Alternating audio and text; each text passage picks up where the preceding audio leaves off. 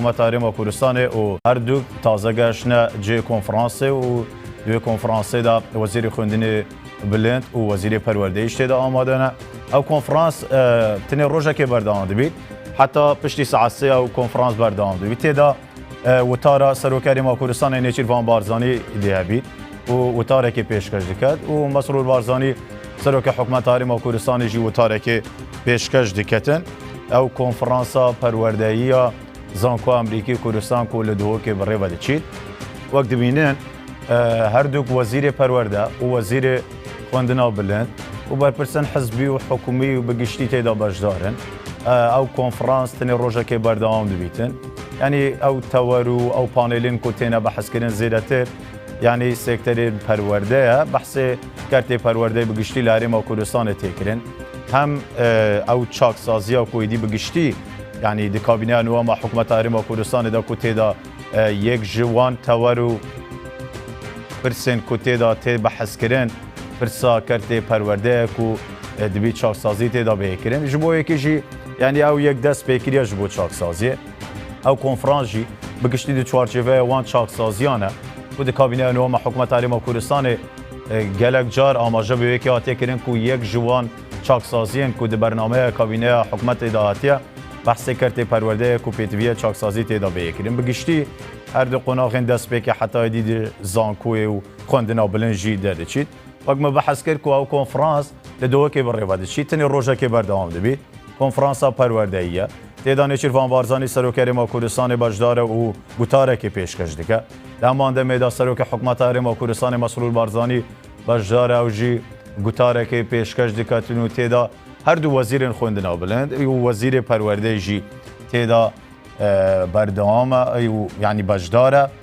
دو کنفرانسی اجدا اوین کو پانیلن کو بڕێوە دەچن زیاتر ئاماژە بە کارتێ پەروەردەی بگشتی لە هەرێما کوردستانê چاوانیا زیاتر بەرە پێشبردنا کارتێ پەروەردەی لە هەرێما کوردستانە بەتایبەت نەها کۆیدی قۆناغا کۆڕۆنایە گەلک جارە یعنی دی ساڵên دەربازبووی ژیدا کو ئەف چەند ساڵە کۆڕۆنا بەردەوامە بگشتی گلک آستانگی دی پیشیا کرده پرورده داد چه بون لی حکومت هرم کردستان بردوام به تایبەت دی کابینه نوام داد تکز لسر و یکی کریه کوپیتویه چاکسازی دی کرده پرورده داد بگشتی به کرن و او کمو کوریان هر بهن چاره سر کرن یعنی گلک جخل لسر و یکی کریه و کوپیتویه کرده پرورده زیادتر به پیش خستن به بردوام جی حکومت هرم کردستان پیوندین باش دگلوان ولاتان هبونه کو کرتن پرورده وان برو پیش و چوینه و پیش کفتینه یعنی گلک جارا هرێما کوردستانê و کرتê پەروەردەی یعنی شارە زایناینە کنفرانس هاتینە ئەنجامدان پانێلên تایبەت بوێیەکی هاتینە ئەنجامدان کوێدی ji bo berevpêşbirina kertê perwerdeyê li Herêma Kurdistanê û ezmûnên welatan jî Herêma Kurdistanê hewl da ku mifayê ji ezmûnê welata werbigirî bi giştiya ew konferansa perwerdeya Zankoa Emerîkî Kurdistanê li Dehokê bi rêve diçe Serokê Herêma Kurdistanê Nêçîrvan Barzanî têda bejdar e û witarekê pêşkêş dike Mesrûr Barzanî Serokê Hikûmeta Herêma Kurdistanê bejdar e witarekê pêşkêş dike Wezîrê Xwendina Bilind têda bejdar e Wezîrê Perwerdeyê bejdar e Mamostayên zanîngeha û berpirsên bi giştî yanî evên ku di çarçêveya kertên perwerdeyî da daaxivin û ezmûn û şarezayî heye ew panêlên ku tê pêşkêşkirin jî dî bi giştî duwan panêlan da behsê kertê perwerde û berevpêşvebirina zêdetira kertê perwerdeyê li Herêma Kurdistanê dihêkirin. A special welcome to Your Excellencies, Prime Minister of the Kurdistan Regional Government, the Right Honourable Masroor Barzani, President of the Kurdistan region of Iraq, the Right Honourable Nechivan Barzani, to the Ministers of the Kurdistan Regional Government, Sheena Sengupta, Representative of Unicef in Iraq, Members of Parliament, Presidents of Universities, Representatives of Governance, international governmental and non-governmental organizations, and distinguished guests. Also, I would like to acknowledge the efforts, Your Excellencies, on behalf of education in Kurdistan. His Excellency, the Prime Minister, has placed economic diversification at the center of his agenda. Education is the seminal building block, as students need to graduate with the skills and knowledge pivotal to growing the economy and ensuring prosperity. Key is the expectation that academic programs in secondary, higher, and vocational education be aligned with workforce needs. His Excellency, the President, for years has supported an assessment of the current educational system with the goal of continuous improvement. So today we're having our first annual national conversation on K through 19 education.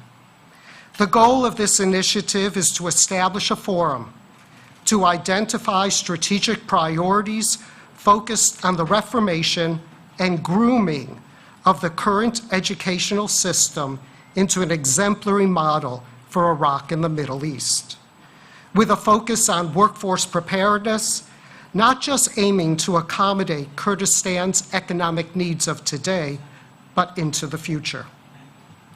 After strategic priorities are identified, work groups of stakeholders across the public, educational, NGO, and private sectors will be convened to devise tactics and implementation plans to address current challenges, bridge gaps, and establish mechanisms to ensure the continuous assessment, monitoring, and sustainability of initiatives. Results will be reported annually at similar venues as today. AUK is the administrator of the initiative and hosting this inaugural event. The University of Kurdistan Haller will serve as the host and sponsor for allied events taking place in Erbil. So why K through 19, kindergarten through doctoral education? The conversation here and within the work groups must uphold a broad perspective, from child to student, to university institute graduate, to professional. It is also pivotal to focus on the gaps, transitions between each stage, to not only ensure readiness for advancement, but also to optimize individual growth and foster a commitment to lifelong learning, all of which benefits the civic and economic well-being and prosperity of the nation. This is most urgent for Kurdistan, where the median age is 21. 50% of the population is less than 20 years old. The female labor force participation rate in Kurdistan is one of the lowest at 14%. 69% of females under 24 are unemployed. And with 1 million youths entering the job market over the next 20 years, Kurdistan will need to add 50,000 jobs each year to keep pace. From my observations during the time spent here in Kurdistan, it is clear that this is a culture that values diplomas over learning, test scores and grade point averages over student learning outcomes, the memorization of disciplinary facts and figures and multiple choice exams over soft skill development, and coursework that develops critical thinking, creative problem solving, and the application of knowledge, transferable skills that will serve graduates well as they enter an ever-changing regional and global economy. I've also heard of the insurmountable wall of challenges. There's a focus on basic learning rather than on the educational system holistically. The public perception that the secondary and higher educational system is not useful for youth development. High schools not preparing students for university. University not sufficiently career-oriented. Insufficient facilities in schools. Few preschools and kindergartens. And schools are operating on double and triple shifts. An underdeveloped vocational training sector for high school graduates. Insufficient collaboration across the ministries and educational sector with private industry. No mechanisms for data-driven decision کە ئەمە مەکنیزمێکی زۆر ڕێک و پێکە لە ڕێگەی پەروەردە و زانستەوە پێشکەشی هاوڵاتیان دەکرێت. هەروەها لە ڕووی ئابووریشەوە کاریگەری دەبێت لەسەر ئابووری. So the purpose of the conference and following activities is to find a way to get past this wall of challenges. لە ڕێگەی زانستەوە کە دەکرێت ئێمە چارەسەری بدۆزینەوە لە ڕووی زانستەوە بۆ ئەو کێشانە و نەهامەتیانی کە ڕوبەڕووی دەبیتەوە.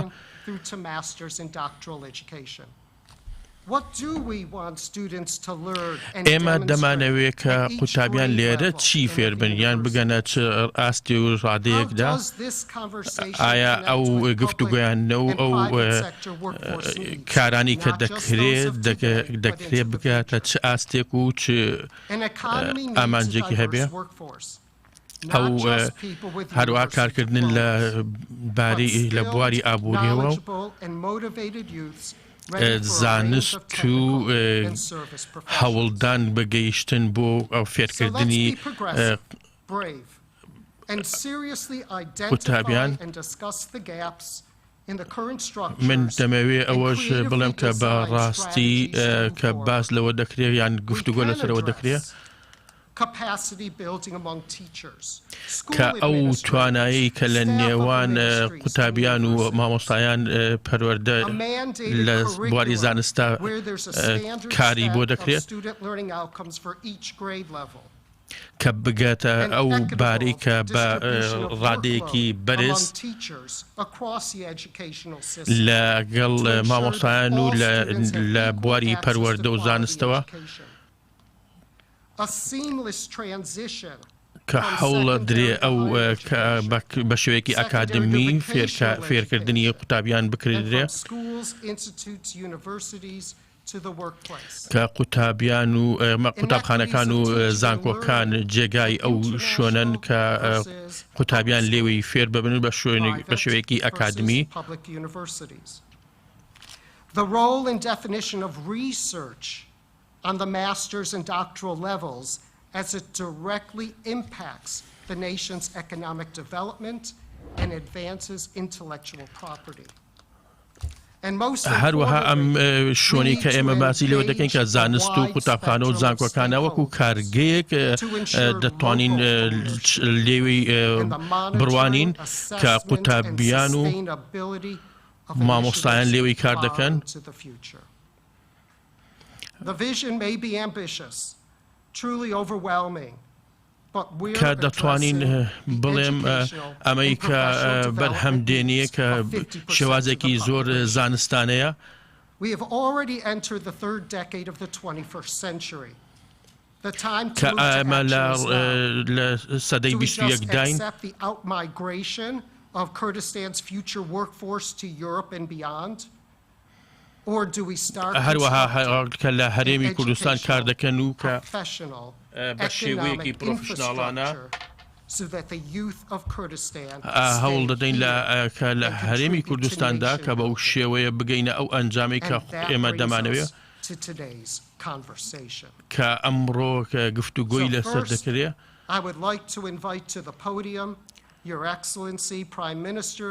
ئێستا دەمەوێت بە خێراتنی سەرۆکی ئەنجومەنی وەزیران بکەم بەڕێز مەسعود بەرزانی بۆ پێشکەشکردنی وتەکەی خۆی.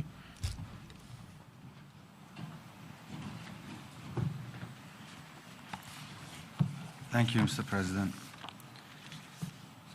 بە ناوی خوای گەورە و مێرەبان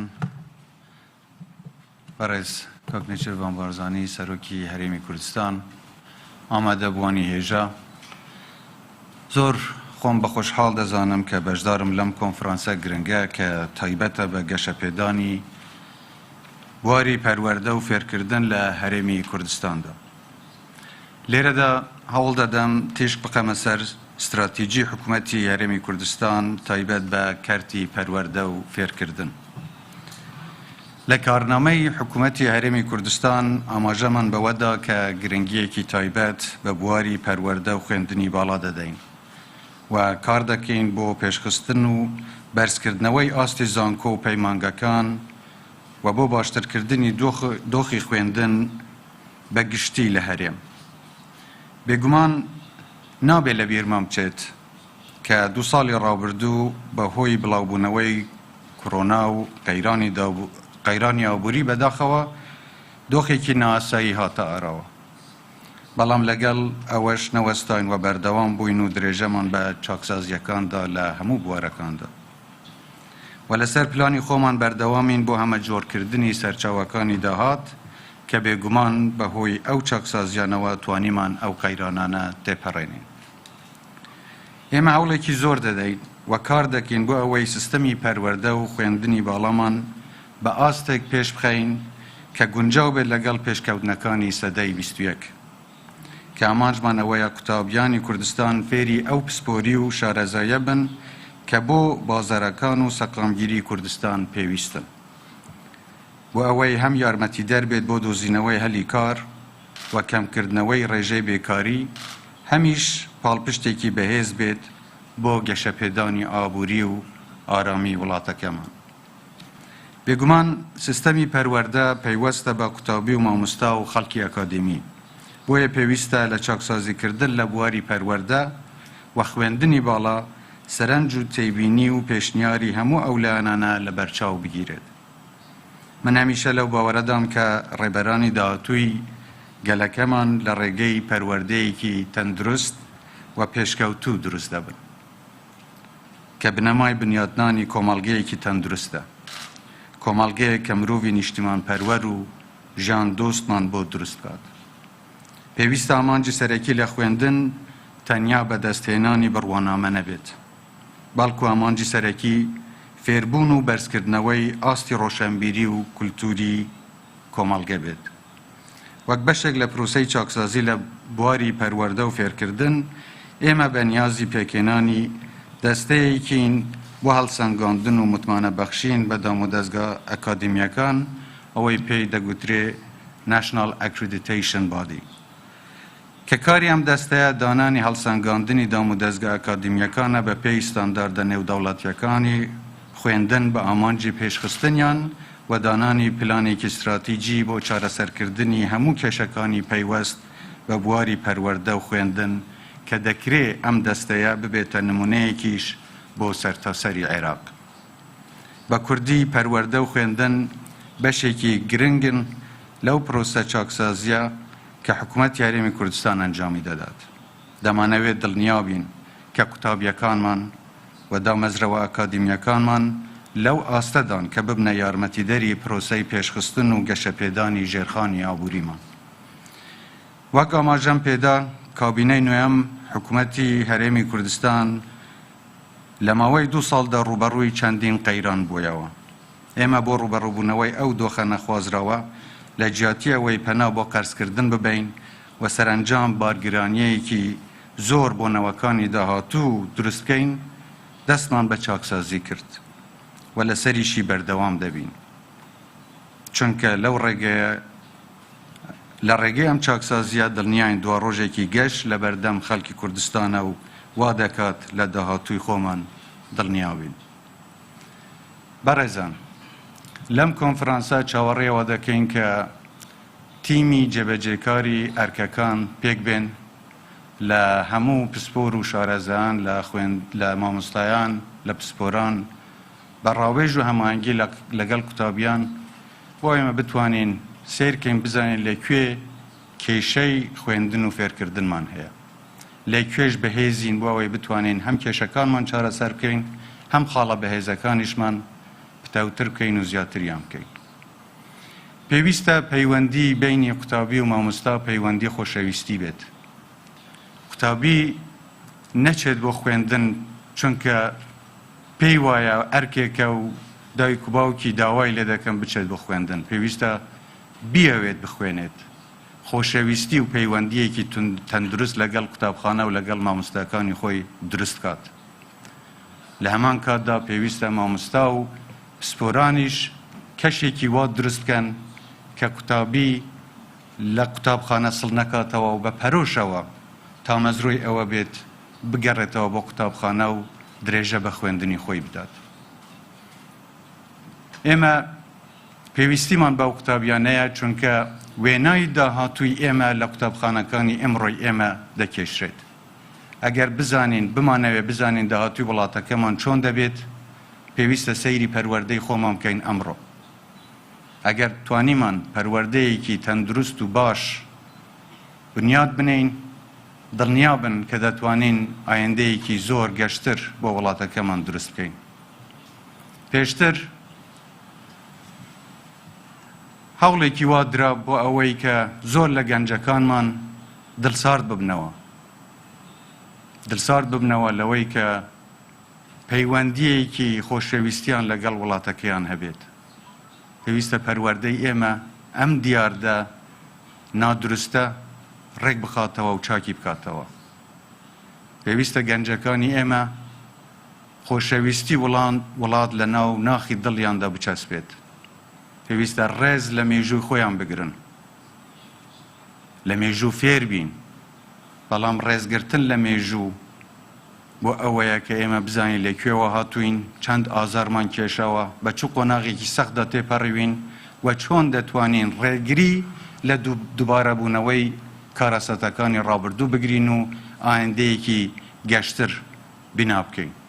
من دڵنیام دەتوانین ئەوە بکەین ئەگەر ئێمە توانیمان خۆشەویستی وڵات لە ناو ناخی هەموو تاکێکی ئەم وڵاتە و بەتایبەتی مناڵ و گەنجەکانمان بچەسپێنین.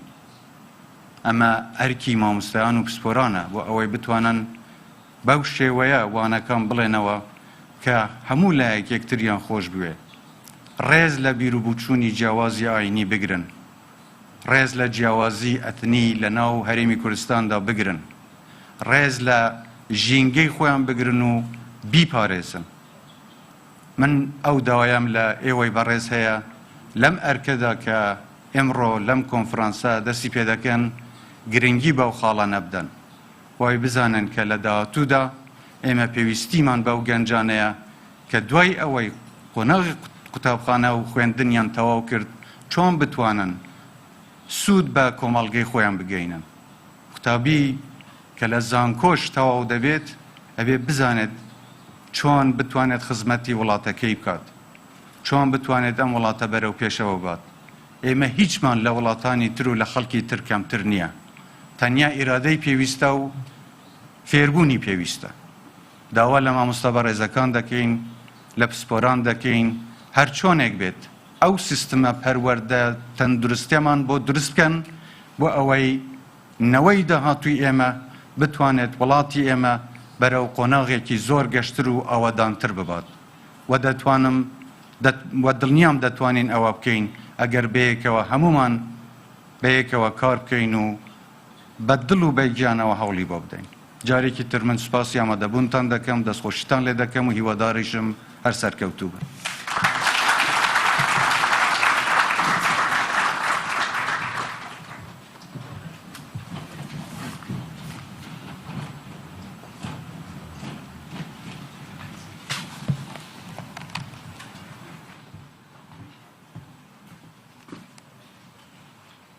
Thank you very much. I would like to now invite to the podium Your Excellency, President of the Kurdistan region of Iraq, the Right Honourable Nechivan Barzani. هەروەها ئێستا بەڕێز سەرۆکی هەرێمی کوردستان نێچیروان بارزانی فەرموو پێشکەشیکردنی قسەکان. بەیانیتان باش. Good morning. بەخێر بێن. جنابی سەرۆک وەزیران، سەرۆکی زانکۆ، ئامادەبوانی بەڕێز هەموو لایەکتان بەخێر بێن. من پێم ماوەیەک زیاتر لە ساڵێک لە مەوبەر، وڵام ممکنە زیاتریش بێ، لەگەڵ سەرۆکی زانکۆ ئەم بابەتەی پەروەردەمان باز دەکرد کە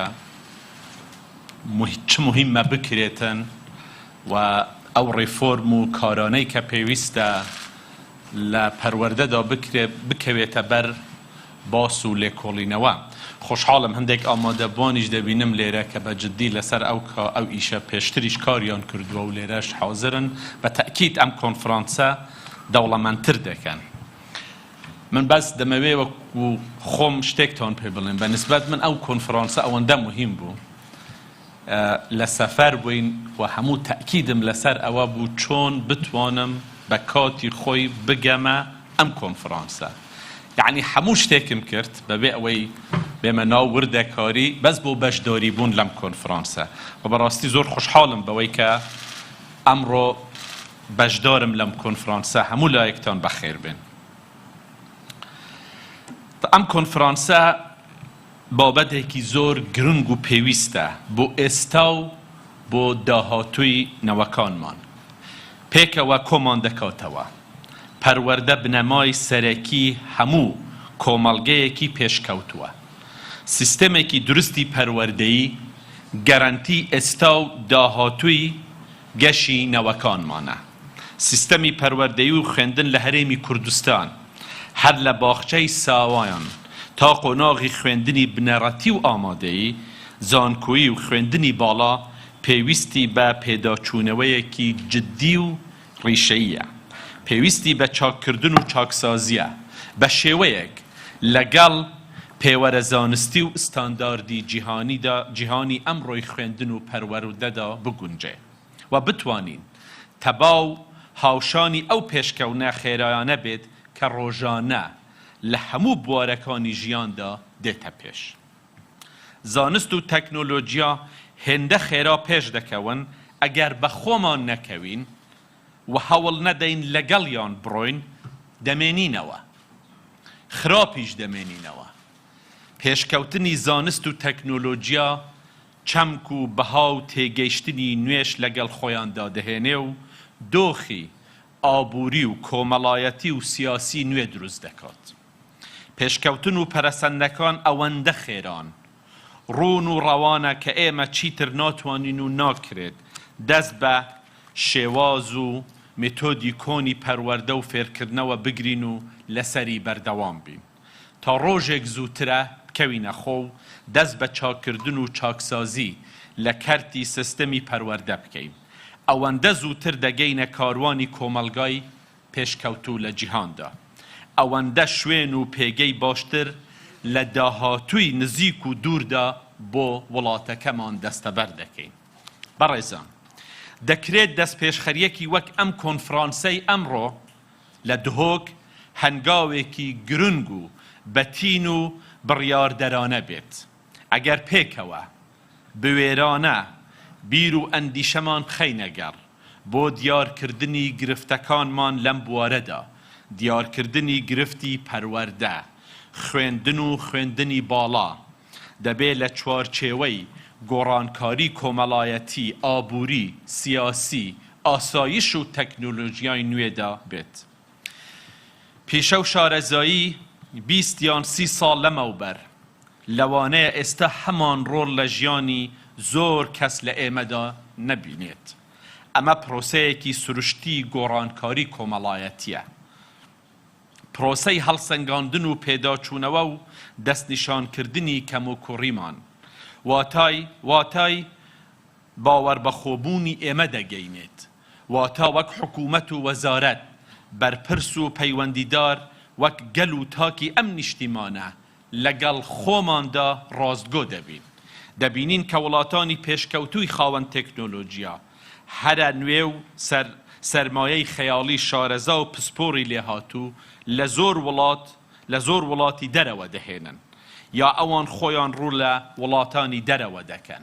بۆ سەبەب بۆچی خەڵکی هندستان، چین، کۆریای باشوور بە نمونە لە هەموو بوارەکانی ژیاندا سەرکەوتوانە لە وڵاتی خۆیان و لە ئەوروپا و ئەمریکا سەردەستی تەکنۆلۆژیا، زانست، بازرگانی، سەرمایداری و داهێنان و جوانکاری و جوانخوازین.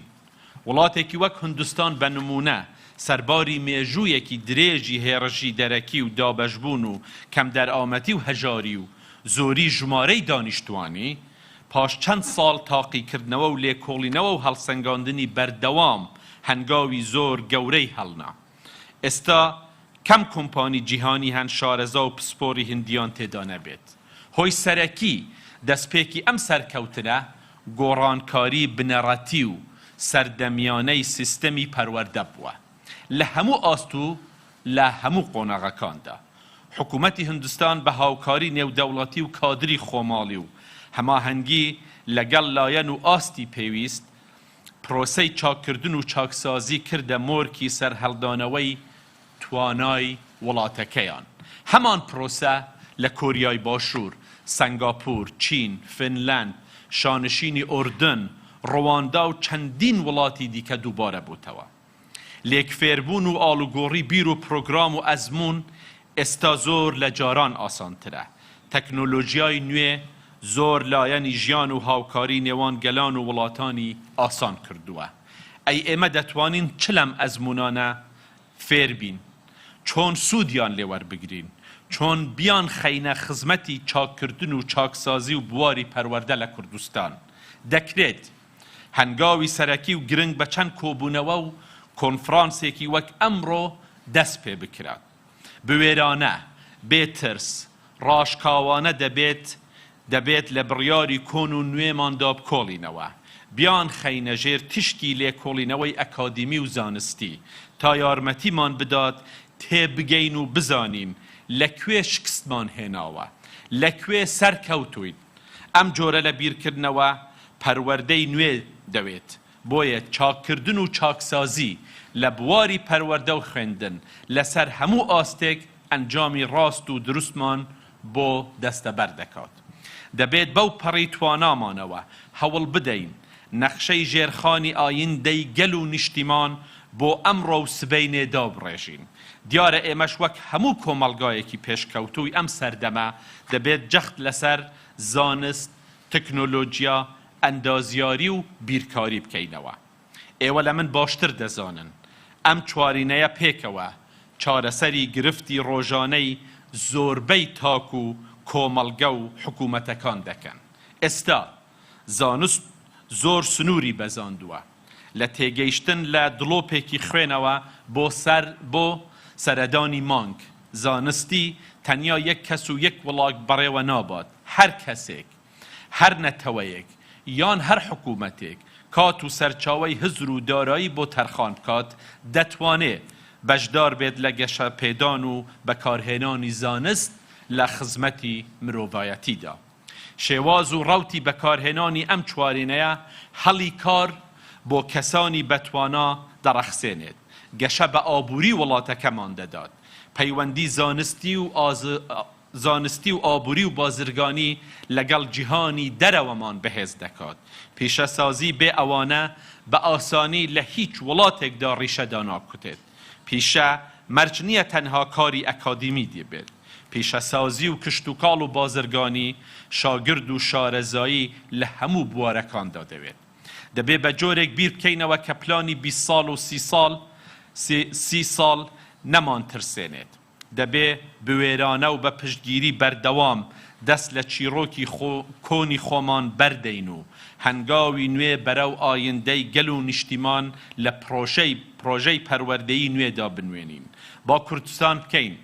با کوردستان بکەینە بەشداریەکی بوێر لە بواری پەروەردە و زانست و تەکنۆلۆژیا و ئەندازیاری و بیرکاری سیستەمی پەروەردە و فێرکردنمان دەوێت کە لەگەڵ خوێندنی باڵا وەک یەک پەکێج وابێت پرۆسەی پەروەردە و خوێندن هەر لە باخچەی ساوایانەوە تا تەواوکردنی زانکۆ تەواوکەری یەکتر بێت دەرچۆیەک بەرهەم بهێنرێت کەسێک بڕوا بەخۆبوو خاوەن کەسایەتی بیرکەرەوە ڕخنەگەر سەرکردە بڕیاردەر دەستپێشخەر و داهێنەر بڕوای بە ئاڵوگۆڕی بیرڕا و گفتوگۆ و لێک تێیگەیشتن هەبێت و لە ژیان و مامەڵەی ڕۆژانەدا بە کردار پەیڕەویان بکات ئامادەبوانی بەڕێز نیاز و خواستی پێداچوونەوە بە کەرتی پەروەردە و خوێندن و باشترکردن لە هەرێمی کوردستان تازە نییە بۆ ئێستا و داهاتوش دەبێ بە جددی کاری لەسەر بکرێت و بە پێی توانا بەردەست بێت و ببێتە یەکێک لە ئەولەویات و کارە هەرە لە پێشینەمان لە حکوومەتی هەرێم بۆ ئەمە پێشتریش چەندین هەنگاو نراون وەک کۆنفرانسەکان لە ساڵی 2007 کە لە هەموو ڕۆیەکەوە گۆڕانکاری ڕیشەیی لە سیستەمی پەروەردەدا کرد. هەروەها ئامادەکردنی پرۆژە یاسایەک لەلایەن حکوومەتی هەرێمی کوردستانەوە بۆ پەروەردە کە فەلسەفەی پەروەردە و هەموو بوارەکانی پرۆسەی فێرکردن و کاروباری مامۆستایان و قوتابیان لە خۆ دەگرێ. بەڵام کاتی خۆی لە پەرلەمان کاری لەسەر نەکرا. ئێستا حکوومەتی هەرێم نوێی کردوتەوە بۆ ئەوەی بنێردرێتە پەرلەمان کە هەنگاوێکی باش و پێویست و جێڕێز و دەستخۆشیە لێیان. دەبێ گرنگی زیاتر بە ژێرخانی پەروەردەیی وەک بنیاتنان و دابینکردنی باڵەخانە و تاقیگەرەکان بدرێت تاکو بتوانین پێشوازی لە قوتابیان و خوێندکارانی تازە بکرێت کە ساڵانە ژمارەیان زیاتر لە 100,000. ڕاستە پرۆگرامەکانی خوێندن لە هەرێمی کوردستان لە ڕووی زانستیەوە بەپێی ئستانداردی جیهانی دانراون، بەڵام لەگەڵ ئەوەشدا ساڵانە پێویستی بە نوێکردنەوە و ئاپدەیتکردنەوەیە. پێویستە زیاتر گرنگی بە زمانی ئینگلیزی و زمانە زیندووەکانی جیهان بدرێت وەک پێویستیەکی سەردەم لەگەڵ گرنگیدانی بەردەوام بە زمان و وێژەی شیرینی کوردی و زمان و وێژەی پێکهاتەکانی دیکەی کوردستان. بەڕێزان، مامۆستا گرنگترین کۆڵەگەی سەرکەوتنی پرۆسەی خوێندنە. بۆیە وێڕای گرنگیدان بە ژیان و گوزەرانی مامۆستا دەبێ بەردەوام ڕاهێنانیان پێ بکرێت و لە ڕووی وانە گوتنەوە زانستی و کۆمەڵایەتی و دەرونیەوە گەشە بە تایبەتمەندی و توانەکانیان بدرێت و ئەمەش سوود لەلایەن و دامەزراوە نێودەوڵەتیەکان و ئەزمموی وڵاتانی پێشکەوتوو وەربگرێت. هەروەها گرنگێکی تایبەت بە سەرپەرشتیاری پەروەردەیی بدرێت کە یەکێکە لە کۆڵگە گرنگەکانی کاڵێتی خوێندن و زانست و کارگێری و پەروەردەیی. خاڵێکی دیکەی هەرە گرنگ و پێویست بەستنەوەی بازاری کاری ئابووری و بە پەروەردە و خوێندنەوەیە. بەداخەوە لە هەرێمی کوردستان خوێندنی پێشەیی لاوازە و لە ڕێژەی لە 105 کاری بیانی لە هەموو شوێنەکانی وەک هۆتێل، چێشتخانە، کارگە و وەستاکاری و زۆربەی بوارەکانی پیشەیی لە دەست ئەوانە. لە کاتێکدا لە وڵاتە هەرە پێشکەوتوەکانی جیهان کە خاوەن ئابووری بەهێزن، خوێندنی پێشەیی لە ئاستێکی زۆر بەرزدایە. بۆ ئامادەکردنی دەستی کاری پێشگەر لە هەموو بوارەکاندا پێویستیمان بە بایەخدانی زیاتر و بە ژمارەیەکی زۆر قوتابخانەی ئامادەیی و پەیمانگای پیشەیی هەیە. ئەمە بۆ ئێستا و داهاتووی هەرێمی کوردستان زۆر پێویستە و دەبێ پرۆسەی خوێندن و پەروەردە بە شێوەیەک ئاراستە بکرێت کە پێداویستیەکانی وڵات لە ئاوەدانکردنەوە، بنیادنان و لە بازاری کار و لە هەردوو کەرتی گشتی و تایبەتیدا دابین بکرێت. ناکرێت مەبەستی خوێندن تەنها بەدەستهێنانی بڕوانامەیەکی زانکۆیی و یا خوێندنی باڵا بێت. خوێندن و بڕوانامە دەبێ بۆ بنیاتنان و ئاوەدانی و پێشخستنی وڵات سوودی هەبێت و بتوانێت کاری پێ بکرێت، نەک بۆ ورد و درشتی هەر کارێکی دەستی. ناچار بین خەڵک لە دەرەوەی هەرێم بهێنین بۆ کارکردن. ئەم شێوازە بە تەواوی شکست خواردووە و ئیتر دەبێ هەوڵی جدی بدەین لە هەرێمی کوردستان کۆتایی پێبێ. هەر لەم چوارچێوەدا دەبێ بە شێوەیەکی زانستی هەڵسەنگاندن و پێداچوونەوە بە خوێندنی باڵا و زانکۆ و خوێندن و زانکۆی ئەهلیەکاندا بکرێت و بایەخ و گرنگی زیاتر بە توێژینەوەی زانستی بدرێت.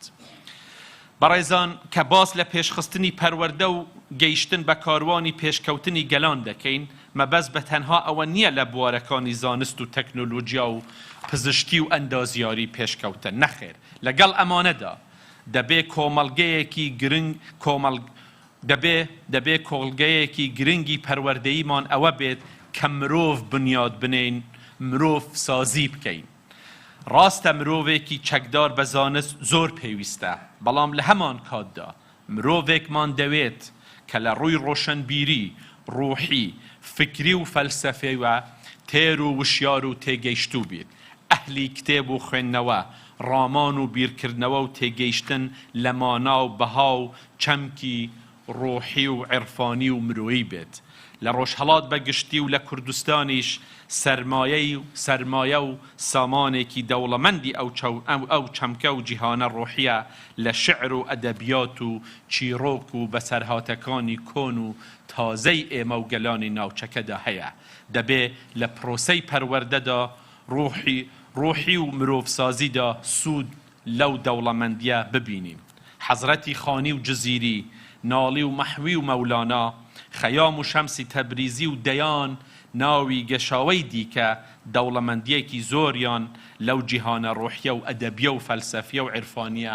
بۆ ئێمە بەجێهێشتووە کە دەکرێ ڕۆح و گیانی پێ ئاوا بدرێت هیوای سەرکەوتن و دەرئەنجام و ڕاستپاردەی بنیاردنەر و کردەیی بۆ کۆنفرانسەکەتان دەخوازم کە ببێتە هۆی بەرەو پێشبردنی پەروەردە لە هەموو ڕۆیەکەوە لە هەرێمی کوردستان و خۆشحاڵیشم کە لەم کۆنفرانسەدا بەشداریم کردووە پێم وایە ئەمە دەستپێشخەریەکی حتا بڵێ گرنگە کە زانکۆی ئەمریکی لە دهۆک ئەمە جێبەجێ دەکات و بەدڵنیاییەوە جەنابی سەرۆک وەزیرانیش کە با من ئەوەش پێتان بڵێم یەکێک لە تەڵەبە هەرە زیرەکەکانیش بوو لە مەکتەب کە کاتی خۆی ئەویش دەتوانێت و ئەو ڕؤیە و ئەو ڤژنەشی هەیە کە بتوانێت یارمەتی دەربێ بە هاوکاری هەر هەموو لایەکتان ئیشەڵا بتوانین لەم پرۆسەیەدا سەرکەوین ئەمە کلیلی سەرکەوتنی کوردستانە شتەکانی تر هەمووی بەلایەک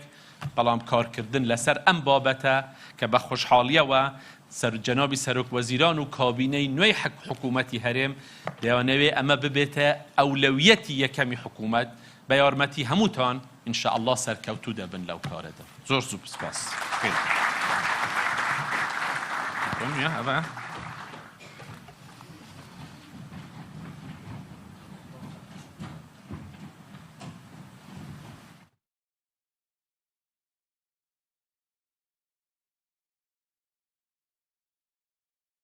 Excellency Minister Alan Ama Saeed Saleh from the Ministry of Education, and His Excellency Minister R. Mohammed Kadir, Ministry of Higher Education. The format will be a conversation chaired by Dr. Dulawar Ala Aldin.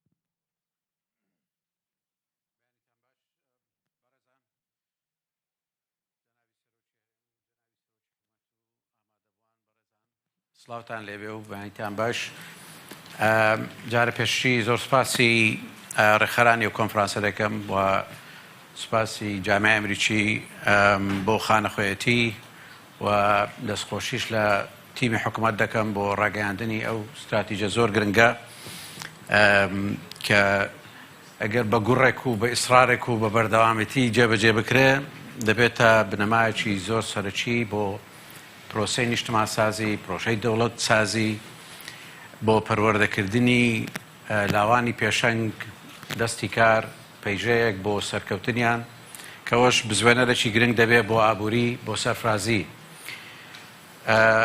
خاونەکەوە لە لووتکەی دەسەڵاتەوە تەبەنە ئەو جۆرە استراتیژە بکرێت کە ببتە نەخشەڕێگایەک بۆ ئایندە جا بەڕێزان کاکە ئالان محەممەد سعید وەزیری پەروەردە و کاکە ئارام محەممەد قادر وەزیری خوێنی باڵا توێژنی زانستی ئێوە بەختان هەیە کە لەو ئاستەوە بەو گڕەوە حکوومەت لە سەرەوە لە پشتان بێ و تەمەنای ئەو جۆرە استراتیژە بکە بەختیشتان هەیە کە قیادەکردنی جێبەجێکردن بە دەرەجەیەک لە ئەستۆی ئێوە بێ دەرفەت دەدا بەوەی کە بەڕاستی هەنگاوی مەزن لەسەر دەستی ئێوە بەهایشترێت بێگومان کۆمەڵێک وەزارەتی تر و وەزیری تر لەوەدا دەبێ بەشدار بن بەڵام لەوە دەست پێ بکەین ئەو استراتیژەی کە باس کراوە ڕسمە گەورەکەیە بە ئاشکرا بەرچاوت دەرکەوی کەەوە لەکوێ دەستکەوتمان هەیە و لەکوێ کەلێنی تدایە پڕکردنەوەی کەلێنەکان لە ئەستۆی قیادەکردنی ئەو دامەزراوانەیە کە ئێستا ئێوە سەرپەرشتی دەکەن لەویش گرنگتر باسەوە دەکەین کە فێربوون لە دایکبوونەوەی هەتا کۆچکردن بەڵام مەسئولێتی حکوومەتە لە باخچەی ساوانەوە ئەو بەرنامەیە لە خۆی بگرێت تا دەگاتە بازاری کار بازاری کاریش وەکو فەرمووی پێویستی بە لاوی پێشەنگە بە سەرکردەی پیشەیە بە خەڵکانێکە کە توانای بیرکردنەوە و دیدی ڕەخنەگرانیان هەبی و توانای خۆفێرکردنیان هەبی توانای کێبڕکێ و منافسەی بازاری کاریان لە ئاستێکی نێودەوڵەتیدا توانای منافسەکردنیان هەبی ئەو جا سەرکردایەتی پرۆسەی کار لە کوردستان بەڕێوە بن جا لێرە حەزەکەم سێ چوار تەوەری ئەساسی بۆ باسکردنی ئەو کەلێنانە و ڕۆلی ئێوە دەستنیشان بکەین یەک لەوان مەسەلەی بەدامەزراوەکردنی پرۆسەی کواڵەتیە دڵنیابوون لە دڵنیایی جۆریان دڵنیابوون لە کواڵەتی کەەوە پێویستی بە ئالیات هەیە و پێویستی بە دامەزراوە و بە ڕێنمایی و بە زۆرشی تر هەیە بەشێکی تری دێنە سەر ئەوەی چۆنێتی مۆڵەتدان و متوانە بەخشین بە زانکۆ بە قوتابخانە و بە ئەو دامەزراوانەی خوێندن ئەو جا دێنە سەر یاسا چۆن یاسا خۆی دەگونجێنن یاسا هەموار دەکەنەوە یان یاسای نوێی بۆدا دەڕێژن کە هەمومان دەزانین یاساکانمان ڕێگر بوونە لە ڕیفۆرم جا با لە پەروەردەوە دەست پێ بکەین کاکە ئالان مەسەلەی کواڵەتی ئایا ئێوە خۆتان چۆن دەگونجێنن لەگەر ئەو استراتیژە یان چ شتێکی دەکەن بۆ خزمەتی ئەو استراتیژە تاوەکو کەلێنی کواڵەتی پڕ بکەنەوە ئەو خەڵکی دەشینێرن بۆ زانکۆ با ئەوەندە ئامادەکراوی کەوا بتوانێت لەوێ بە گوڕەوە بتوانێت خۆ فێرکە دەرفەتی زانکۆ بقۆزێتەوە بۆی لاوێکی سەرکردەی پیشەیی لێ دەرچێت فەرموو زۆر سپاس باەتان باش پێشەشی سپاسی جەناوی سەرۆکی هەرێمی کوردستانەکەم بۆ ئامادەبوونی و گرنگجیدانی بەم تاسک فۆرسەوە سپاسی گرنگجیدان و پاڵپشتی جەناوی سەرۆکوەزیرانەکەم بۆ پرۆسەی پەروەردە و فێرکاری لە هەرێمی کوردستان کە لە ئەولەویەتی استراتیژی کابینەی نوێمی حکوومەتی هەرێمی کوردستانە بە پانتایەکی فراوانی گرتووە بە عەمەلیژە و پشتگیریانە بۆ کەرتی پەروەردە دابین کراوە لە گەڵ دەست بەکاربوونی کابینەکەش لەوە دەستمان پێکرد لەسەر ڕاستپاردەی بەڕێز جەناوی سەرۆکوەزیرانەوەیە کە ئێمە بۆ ئەوەی کە پرۆسەیەکی پەروەردە یان سیستمێکی پەروەردەی کوردستانی بە سوودوەرگرتن لە بنەما پەروەردەی جیهانیەکان دابمەزرێنین پێویستمان بەوە هەیە پرۆژە یاسایەکی تۆکمە و باشمان هەبێ ئەو پرۆژە یاسایەسا لە قۆناغی ئینجازکردنایە پەیوەندی نێوان وەزارەتی پەروەردە لەگەڵ وەزارەتی خوێندنی باڵا بۆەوەی کە ئێمە لە چوارچێوەی یەک استراتیژی پەروەردە و فێرکاری لە هەرێمی کوردستان کارکەین زۆر خاڵێکی گرنگ و دەست پێکە لەو خاڵەوە ئێمە لە ناو وەزارەتی پەروەردە ڕەنگە جەنابیشت پێی ئاشناوی غیابی پرۆسەی کوالەتیمان هەبوو بەڕاستی یان پرۆسەی کوالەتی بە شێوەیەکی تا ڕادەیەک لاواز لە ناو سیستمی پەروەردەوەی کە پەیوەندی بە ناوکەرتی وەزارەتی پەروەردە هەیە بەڕێوە چووە لە ساڵی 2019 ساڵی خوێندنی 2019 بۆ یەکەمین جار ئێمە دەستپێکی پرۆسەیەکمان بنیادنا بە هەمانجی لەگەڵ ڕێکخراوی بریتیش کاونسڵ کە زۆر هاوکاری کەرتی پەروەردە بوون بە ناوی پرۆژەی بنیادنانی تواناکان بۆ جێبەجێکردنی پرۆژەی کوالەتی و دڵنیایی جۆری لە ناو ناوەندەکانی خوێندنی ئێمە بە تایبەتی لە ناو قوتابخانەکان و ئەو پرۆژەیە لەسەر ئەساسی کۆمەڵێک پێوەەر بوو جەنابە دەزانی بۆەوەی کە باس لە کوالەتی بکەیت دەبێت باس لە پێوەەر بکەیت دانانی پێوەەر بکەیت لەسەر بنەمای کۆمەڵێک پێوەری پەروەردەیی بوو کە لەگەڵ ڕێکخراوی بریتیش کاونسڵ بۆ هەرێمی کوردستانمان داناوە کە لەگەڵ واقعی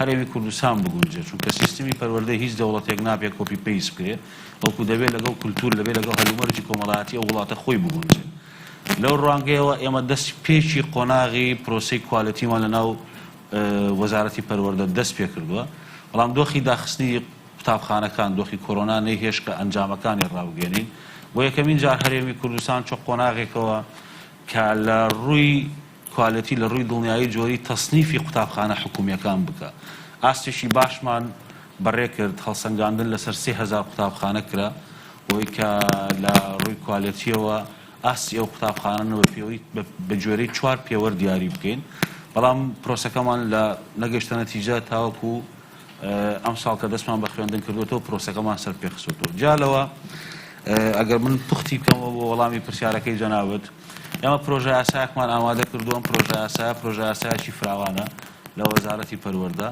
بە سپاسەوە جەنابیشت هاوکارمان بووی لەوەی کە چۆن بتوانین هێڵە گشتیەکانی بابەتی کوالەتی لە ناو پرۆسەی پەروەردە دیاری بکەین لەو پرۆژە ئاسایە بەردی بناغەی سیستمێکی کوالەتی کە خۆی ببێتە ڕێگولار خۆی ببێتە منەظم لە ناو پرۆسەی پەروەردە ڕێکمان خستووە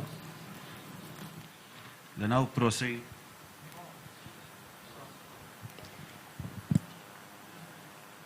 هەروەی خۆت عیبی نەبوو بەردەوام بێت لە ناو پرۆسەی پەروەردە ڕێکمان خستووە ئەوەی کە گرنگە ئەو پرۆژە ئاسایە بەشێکی گرنگی باس لە کوالەتیەکە لە ناو پرۆسەی پەروەردە کوالەتی دەبێتە داینەمۆی پێشکەوتنی پرۆسەی پەروەردە و خاڵێکی گرنگە باش ئەوەی بڵێن با قۆناغ بە قۆناغ باسی بکەن جەنابەت باسی یاساشت کرد بەڵام با هەربینەوە ناو مەچینەی وەزارەت لە وەزارەتی ئەوە شتێکی پێدەڵێن پشکنین بەڵام پێوەرەکانی کلاسیکی نێهی زمانی عێراقی کۆنن لە کاتێکدایە کە کوردستان گەشەی کردووە لە ڕووی قەوارە لە ڕووی ژمارە مەکتەبەکان ئەوجا پرایڤێتی هاتۆتە سەر ستاندەردێکی ئاواتە دروست کردووە کە بتوانانی بەڕاستی ئەو بەراوردیە بکە ئەو ستاندەردا ئاسایی بکە لە لای هەمووان و پێوەرەکانی پشکنین و پێوەرەکانی بڵێن هەڵسەنگاندنیان سەردەمیانەتر بێ بەوەی کە بە دڵنیاییەوە خەڵک کە دەستە زانکۆ بزانی لەکوێوە بۆ شوێ دەچی بە دڵنیاییەوە ئەو گۆڕانکاریە لە ساڵی خوێندنی 2019-2020 بەسەر دەستگای پشکنینی ئەوەی کە جەنابەت پێدوت پشکنینەوە دەستگای سەرپەرشتیاری پەروەردەی لە هەرێمی کوردستان هاتووە ئەو شێوازە کلاسیکیی کە دەستگای سەرپەرشتیاری بۆ بەڕێوەبردنی پرۆسەی دڵنیایی جۆری لە ناو ناوەندەکانی خوێندنێک کرد لە 21 نۆی 2019 گۆڕانکاری بەسەر هاتووە بە هەمانجی لەگەڵ بریتیش کاونسڵ پرۆژەی بنیادنانی تواناکان تەبەنی کراوە کە هەڵسەنگاندن بۆ قوتابخانەکان ئەکرێ و ئەم پرۆسەیە لە ماوەی ساڵێکی دراسی بەردەوامە بێ سەرپەرشتیاری هاوڕێ ڕەگنەگر لەگەڵ ناوەندەکانی خوێندنی خۆی نەتیجەی ئەوەی کە هەڵسەنگاندنی قوتابخانەکە لەلایەن لیژنەیەکی سەرپەرشتیاریەوە کرێ ئەمە ئەنجامەدرێ ئەو قۆناغی کە جەنابەت باسە کرد ئێمە لە 21 نۆی 2019 ئەو گۆڕانکاریەمان جێبەجێ کردووە بەڵام نەتیجەی نهایی گۆڕانکاریەکە بۆی کە ئیعلانی ئەم پۆلێندە بەندێ بکەین نەمان کردووە دەمەوێت قسەکان پخوتکەمەوە لەسەر مەسەلەی کوالەتی لە کوالەتی ئەوەی کە گرنگە بۆ ئەوەی کە چوارچێوەیەکی یاساییمان هەبێ ئێمە جێبەجێمان کردو پرۆژەکەمان لە ئەنجومەنی وەزیرانە گەشتۆتە قۆناغی کۆتایی بۆ ئەو مستەقبەلیە بەڵام ئەوەی گرنگە گاپەک هەیە کە جارە پڕنەبووتەوە وایە پرسیارێک لا بەجێ دێ لەم دەسمە لای کاگارام پرسیارەکەی لات بەجێ دێ لەمەوەیە کاتی خۆی باسمان لە پرۆسەیەک دەکرد ئێستا تەڵەبەی لە عمری بڵێن لە سەفی چواری ئەدادیەوە سەفی دەوە یان دەستە علمی یان دەستە ئەدەبی ئەوانەی دەستنا علمی لە طبەوە تێیدا بۆ هەندەسە و بۆ کیمیا و بۆ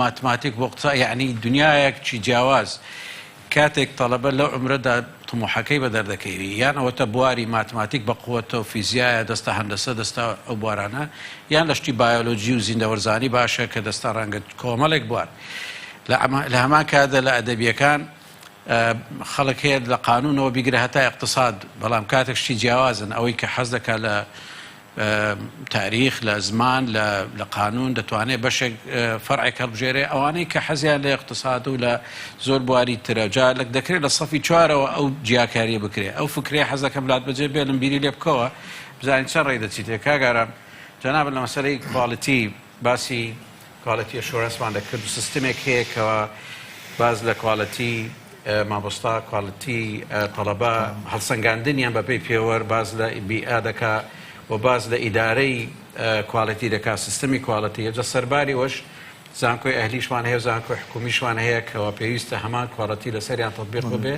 باسیی جیهانی ئێوە ئێستا لەو باسی ئەومان بۆ بکە کە لە چوارچێوە ئەستراتیجیەوە ئێوە چۆن دەتوان ئەو ئەزمونە بێن و خۆشتان چی واجبە لەسەرتان بەڵێ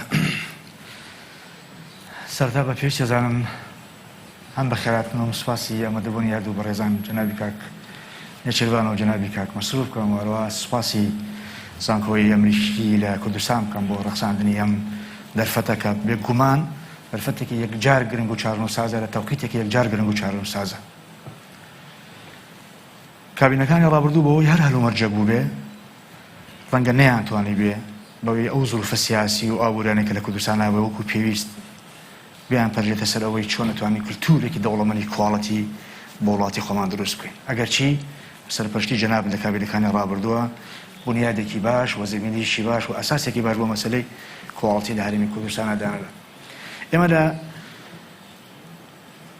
کابینەی نوێی حکوومەتی هەرێمی کوردستان بەداخەوە وەکو جەنابی کاک مەسرۆ لە وتارەکەی ئاماژەی پێداوە معلومی هەموو لایەکە ئێمە لە بیدای دەست بەکاربوونمانەوە بەڕێگەی داڕشتنی پلانێکی استراتیژی 4 ساڵەوە ئێمە وەکو وەزارەتی خوێندنی باڵا دڵنیام وەزارەتەکە تریشکردیان بەڵام بەداخەوە هەلومەرجی ئابووری قەیرانەکانەوە دواتریش کۆرۆنا ڤایرەس بشکارەکانی لێ ڕاگرتین و تەجیلی کردنەوە ئەتوانم بڵێم پێی دواخستین بۆ کاتێکە ئیتر نابێت لەوە زیاتر دوا بخرێت چکە ئەگەر لە ڕابردووە وەکوتم بەر فاکتەرێک نەکراوێ ئێستا ناتوانین ئێمە لێداندا لێرە دابنشین محاسبەی تاریخ بکەین بەڵام دڵنیام لەوەی ئێستا تاریخ محاسبەی ئەمە کاتر لێتر دوای بخەین بۆیە ڕێگەی ئەو استراتیژیەوە کە دامانەوە لە وەزارەتی خوێندنی باڵام بڕوامان وایە دیدگای شخصی خۆشم بۆتان باز دەکەم بە دیدگای شخصی من خوێندنی باڵا پێویستی بە ڕیفۆرمی جددی و جەزری هەیە وەکو ئەوەی کە پێویستی بەوە هەیە پەیوەندی نێوان فەلسەفەی خوێندن بازاری کاری فەلسەفەی خوێندن ناوەڕۆکی پرۆگرامی خوێندن بازاری کاری کوردستان زۆر بەڵێ بینەران ئەو کۆنفرانسا پەروەردەیە زانکۆ ئەمریکی کوردستانە کە لە دەوەکێ بڕێوە دەچیت تێدا نێچیروان بارزانانی سەرۆکی هەرێما کوردستانی مەسرور بارزانی سەرۆکی حکوومەت هەرێما کوردستانی تێدا بەشدارن هەردوو ئالیانژی گوتار پێشکەشکردن ئێدی وەزیری خوێندنەوە بڵێن تێدا بەشدارە وەک دەبینن دو پانێلێدا و داخەوە وەزیری پەروەردەیژی تێدا بەش لەژێر هەژمۆنی گلۆبالیزیشن و ئاوری گۆڕاوی دنیا ئێستا کۆمەڵێک پێشەی دراتۆتە پێشەوە پێویستمان بۆیە کادری خۆمان ڕۆڵەکانی نیشتیمانی خۆمان بۆ ئەو گۆڕانکاریانەی کە لە ئابووری دنیادا دروست بۆ لە ئابووری کوردستانیشا دروست بۆ سەرێڵداوە پێویستە نەوەکانی خۆمانی بۆ ئامادە بکەین دروستکردنی سۆفت سکیل گرنگیدان بە سۆفت سکیل ئیتر کارێکی لە دواخستن نهاتوە بۆیە ئەرکی ئێمە لە وەزارەتی خوێندنی باڵا ئەرکێکی یەکجار گرنگە دەمەوێت بڵێم لە پاڵ دروستکردنی کواڵەتی کە بۆی من باسی کۆرۆنا ڤایرەسم کرد ئەوە لەگەڵ ئەزمەکانی ئابووری کواڵەتی لە هەموو دنیا بە ئیمکانێت بیناکرێت ئەگەر ئیمکانێتێکی باش لە بەدەستانە بێت ناتێن کواڵەتێکی باش لەبەردەست بێت ئەمە دوو پارەی تێناچی بەڵام مەسەلەن ئێرادەی حکوومەتی تێدەچی کەەوە بەردەوامەتی بە پرۆسەدا دەستکەوتەکان پارێزی چکە پرۆسەی دڵنیایی جۆری قوڵچەقیوە لە ناو سیستمی جامعات هەر یەکەی بە ڕۆلی خۆی دەزانیەوە ئەو شتانەی کە پێوەرەکانیشن پارەی تێناچی بەڵام بەردەوامیتانی پێدەوێت هەم ئەوەمان هەیە کاکتووە پێوەرەکان هەیە ئەوتان بنیادەکەتان داناوە ئێمە بەردەوامی ئەبدەتی دەکەینەوە فراوانتری دەکەین بەڵام بۆ ئینتاجی کواڵەتی قسەم لە لەحەزەی ئینتاجە ئیمکانێتی دەوێت ئیمکانێتی دارایی دەوێت یعنی بەڕاستی بەبێ ئیمکانەتی داری ناتوانانی کواڵەتێکی باش ئینتاج بکەیت نەک ئەمە بۆ وەزارەتی خوێندنی باڵا بۆ ناوەندە ئەکادمیەکان ڕاستە بۆ ناوەندی بازرگانی ڕاستە بۆ ناوەندی ڕێستۆران ڕاستە بۆ هەموو ئەو ناوەندانەی تر کە ینی کواڵەتێکی باش ئینتاج بکەن پێویستیان بە ئیمکانێکی باش لێ بکەم ئێوە لە دەتوان بڵات بەجێ بێنم بیری لێ بکەوە پرۆسەی مۆڵەتدان و متمانە بەخشین کە زۆر گرنگە لە پەروەردەش تەوان کۆمەڵێک بڵین سەکتەرێکی گەورەی پرایڤێت دروست بووە کە بە ستاندەری جیاوازی جیهانی جیاواز دروست بووە کە ناشکرێ بە یەک چاوسەریان بکەی بە یەک حتا میشیان گونجێنی لەگەر کوردستان زەحمەت بووە بۆیە سەر لە نوێ داهێنانێکی پێویستە بەڕاستی کە بەرتەفساڵی خۆمانە بی لە وەزارەتی خوێنی باڵا لێژنەیەکی باڵا هەیە و هەبوو کە ئیشیوی مۆڵەتدان و متمانە بەخشین بوو ئالێتەکانی دروستکرد و پێوەرەکانی لەسەر ئەساسی کواڵەتی بوو ئەوانە تەوان دەبنە پاڵپشتێکی یەکجار مهم بە ئەو استراتیژی کە ئەو دەستەیە کە جەنابی سەرۆکی حکوومەت ئێلانی کرد ئێوە دەتوانن ئەزمونونەکەیان بۆ بن و توان ئەرکەژە خۆتان بگرن چکەوان کە بڕیارەدەن ئێوە دەبێت تەنفیزی بکەن لەوەدا چۆن ڕۆلی خۆتان دەبینی ئەو لێژنەیە و ئەزمونە چۆن دەڕەخسێنی بۆ خزمەتی ئەو استراتیژە ئێمە دەستگایەکمانەیە بە ناوی دەستگای دڵنیایی و متمانە بەخشین کۆڵتن شوان جناب دەزانی ئەو دەستگایە بە بەردەوامی سەرپەرشتی ئەو جۆرە کاراناکە بە گوێرەی ئەو پێوەرە ئەو ستانداردە جیهانیانەی کە پێویستی پێ بە گونجاندنی لەگەڵ واقعی هەلومەرجی ئابووری کۆمەڵایەتی سیاسی وڵاتی خۆمان کاری لەسەرەکەین ڕەنگە هەتا ئەم لە حەزەیە ناڵم پێرفێکتە کەم و کورتی هەبێ ناڵێم شتێکی میسالیمان تەقدیم کردو بەڵام بە پێوەری خۆمان و بە گوێرەی تێگەشتمان لە هەلومەرجی سیاسی ئابووری کوردستان لەو پێداویستەکانی کواڵتی و ئەکادیمیا لایەنی کەمی و تومحەمان جێبەجێ کردووە من دەمەوێت لەسەر بە مەسەلەی کواڵتی و ئەم پنتە زۆرتر قسەکۆنەکە ڕخسەتم بەری ئێمە دەبێت پرسیارێکی جددی و جەوهری بۆ جەنەبی کاکتۆر دەبێت لە خۆمان بپرسین ئایا کۆمەلگای ئێمە لە ڕۆی سیاسی سایکۆلۆژی ئابووری ئیستعدادێتیان ڕیفۆرم و گۆڕانکاریانە بکەن من بەداخەوە ینی برین و ناسۆر زۆرە باسی بکەیت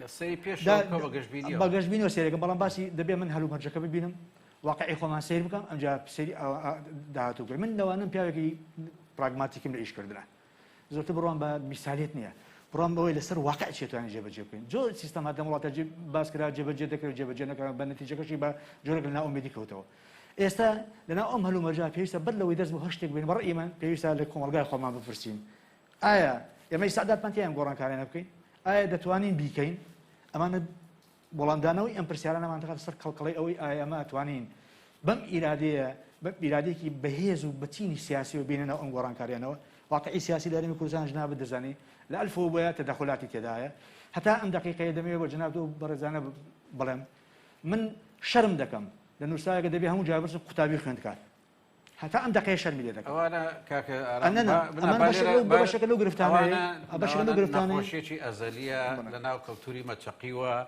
هەر لە قوتابی خوێندکاریە لە ئافرەت لە ژنە لە هەموو شتێکە ئەویان با نەکەین بە سەبەبێک بەوەی کە مەسەلەی ڕێفۆرم و ئەو استراتیژیە بەلاڕێماندا بە ئێمە ئەگەر لە کێشە بگەڕین کێشەمان یەکجار زۆرە ئەگەر جەنابەت کێشەیەک بزانی ڕئیس جامعەیەک 101 کێشت بۆ دریز دەکات بەڵام دەشزانین جەوی سیاسی پێویستە بخۆڵقێ جەوی اقتصادی بخۆڵقێ ئەوانە هەمووی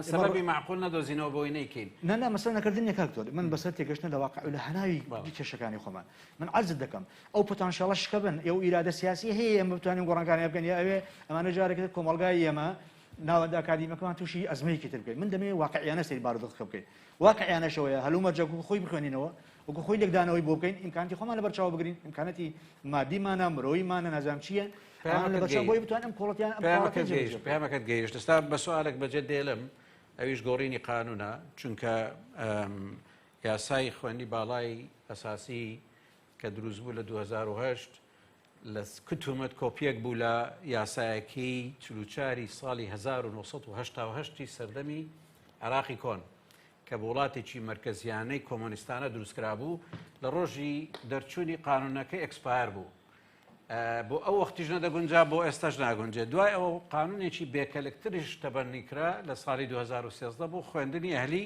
کە ئەویش لە ڕۆژی لەدایکبوونیدا نەدەگونجا لەگەر زانکۆی ئەهلی و زانکۆیەکانی ئیمڕۆی کوردستان کە هەردووچیان پێویستیان بە هەموارکردنەوەی نەک بەجیا بەڵکو بکرێ بە یەک یاسای گشتگیری سەرتاسەری پێی بڵێن یاسای خوێنی باڵا جا ئەو یاسایە هاندەر بێن نەخشەڕێگا بێ بۆ ئایندە نەک چاولێکەری عێراق و شەرقی ئەوسەد بێ کە خۆی لە خۆیدا ڕێگر بووە لە ڕیفۆرم حەزەکەم دواتر بۆمانی باسکەی ئێوە لە چ قۆناغێکی گۆڕینی و یاسایەن کاکەڵەن ئێوەش یاسایەکە هەیە ساڵی 92 فەرمووت کە دەرچووە ئەویش کتومت یاسایەکە لەسەر ئەساسیەوەی عێراقی کۆنی مرکزیانە لە دوای ئەوە لە 2007 گۆڕانکاری و ڕیفۆرمێکی زۆر معقول بە گوڕەوە دەستی پێکرد بەڵام بە پێی ڕێنمایی و ڕێسا بوو بۆیش بەعزە جار پاراستنی دەستکەوە دەگەر یاسای لەگەر نەبی ئاسان نابی ئەوەستەش 12 ساڵ تێپەڕی بەسەر ئەو پرۆسە و تەجروبە ڕیفۆرمە هەندێک شتی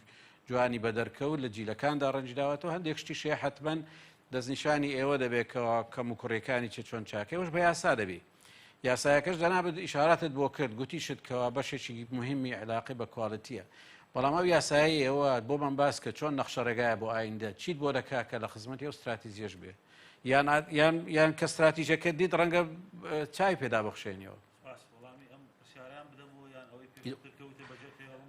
ئەوجا هەردوو چی باش و بیرتی نامەوە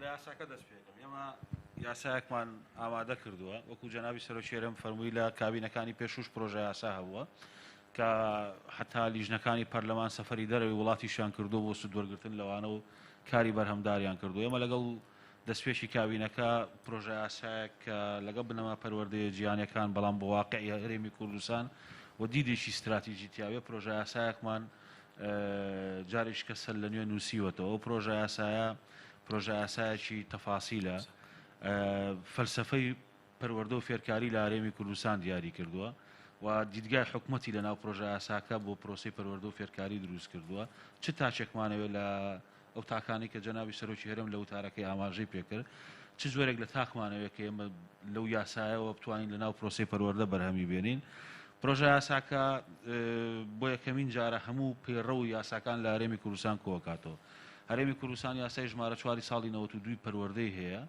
کە مدەتیشی زۆری بەسەرا ڕۆشتۆ و هیچ سەنەدێکی دیکەی قانونی نییە پێڕەوێکی دیکە هەیە کە پێڕەوی قوتابخانە و خوێندنگە حکومیەکانی ساڵی 2009 و ئەویش ساڵانێکی زۆری بەسەراتیە پەڕیوە یاسای ژمارە 14 ساڵی 2012 قوتابخانە ناحکومیەکان هەیە کە ئەویش بۆ سەردەمێک نووسراوەوە قوتابخانە ناحکومیەکان بە شێوەی ئێستا فراوان نەبوون هەموو ئەمانە کۆ کراونەتەوە یەک منزومە یاسایی کە تەحکوم بە پرۆسەی پەروەردە و فێرکاری بکە نەک تەنها یاسای وەزارەت بێ چونکە ئەوانەی کە لەناو پرۆسەی پەروەردە ئەگوزارێن بەشێکیان سەنەدی قانونیان نییە بەڕاستی ئێمە ئەم یاسایە تەنها یاسای وەزارەتی پەروەردە نیە یاسای پرۆسەی پەروەردە و فێرکاریە من دووبارە سوپاسی جەنابەت دەکەم کە لە مەسلەی دڵنیایی جۆری کواڵەتی ئەشوڕانس جەنابەت هاوکارێکی زۆرمان بووی چەندین دانیشتیشمان پێکەوە ئەنجام داوە بووی لە ناو یاساکە جێبەجێکن ئەمە سەبارەت بە یاساکە سەبارەت بەو پرسیاری کە جەنابەت کردت گاپێک لە نێوان ئێمە و خوێندنی باڵا هەیە بەتایبەت لە مەسلەی خوێندن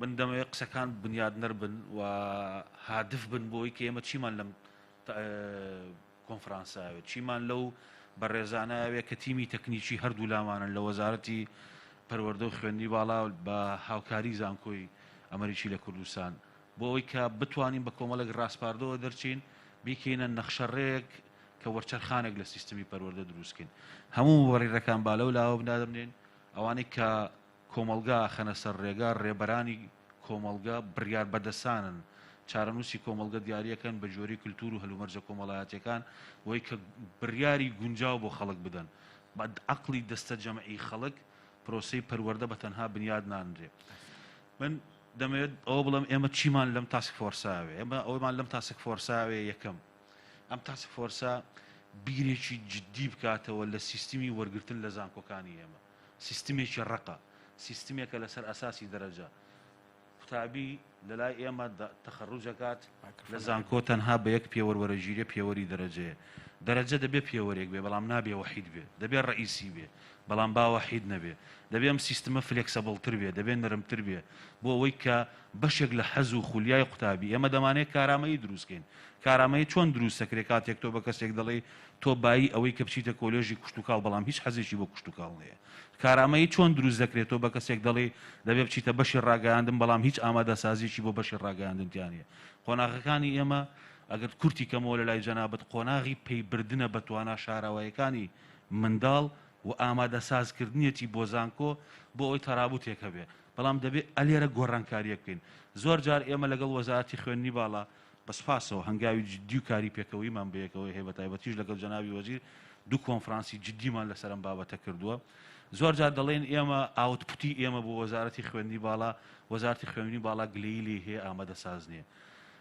ئاوتپوتی ئەوان بۆ ئێمە کە ئەوەی ئێمە دەبێتە ئینپوتی ئەوان ئاوتپوتی ئەوان کە دەگەڕێتەوە بەشێشی بۆ زانکۆکانی ئێمە لە کۆلێژەکانی پەروەردە و بنیات وەکو ئاسی تموحی ئێمە نیە لە ناو وەزارەتی پەروەردە کەوابێ کێشەکەمان کێشەیەکی دووسەرە گاپێک لە نێوانمانایە دەبێ ئەمە چارەسەکەین ئەمە خاڵێکی یەکەم خاڵی خێرت خاڵێکی گرنگم هەیە کە من دەمەوێت قسەکانم بە ئاراستەی هەموو ئەو بەڕێزانە بن کە لێرن لەم تاسک فۆرسە کارەکەن چی دابڕێژنەوە بەڕاستی ئێمە ئەگەر دەمانەوێت ئەوەی کە لە وتاری جەناوی سەرۆکی حکومەت و هەروە عەفو جەناوی سەرۆکیێرەم و جەناوی سەرۆکی حکومەت ئاماژەی پێدرا خوێندنی پیشەیی بناغەی و وەرچەرخانی هەموو شتێکە لە کوردستانە پەروەردەیەکی باش یەکسانە بە هێزی کارێکی باش هێزیش کارێکی باش یەکسانە بە ئابوووریەکی باش لە وڵاتە ئێمە دەبێت بەڕاستی ئەو دیدە ئەو تێڕوانینە ناجۆرەی کە لەسەر خوێندنی پیشەیی لە کوردستانە هەیە کە خوێندنی پیشەیی واوێ ناکراوە لە بینی دوو قەوسا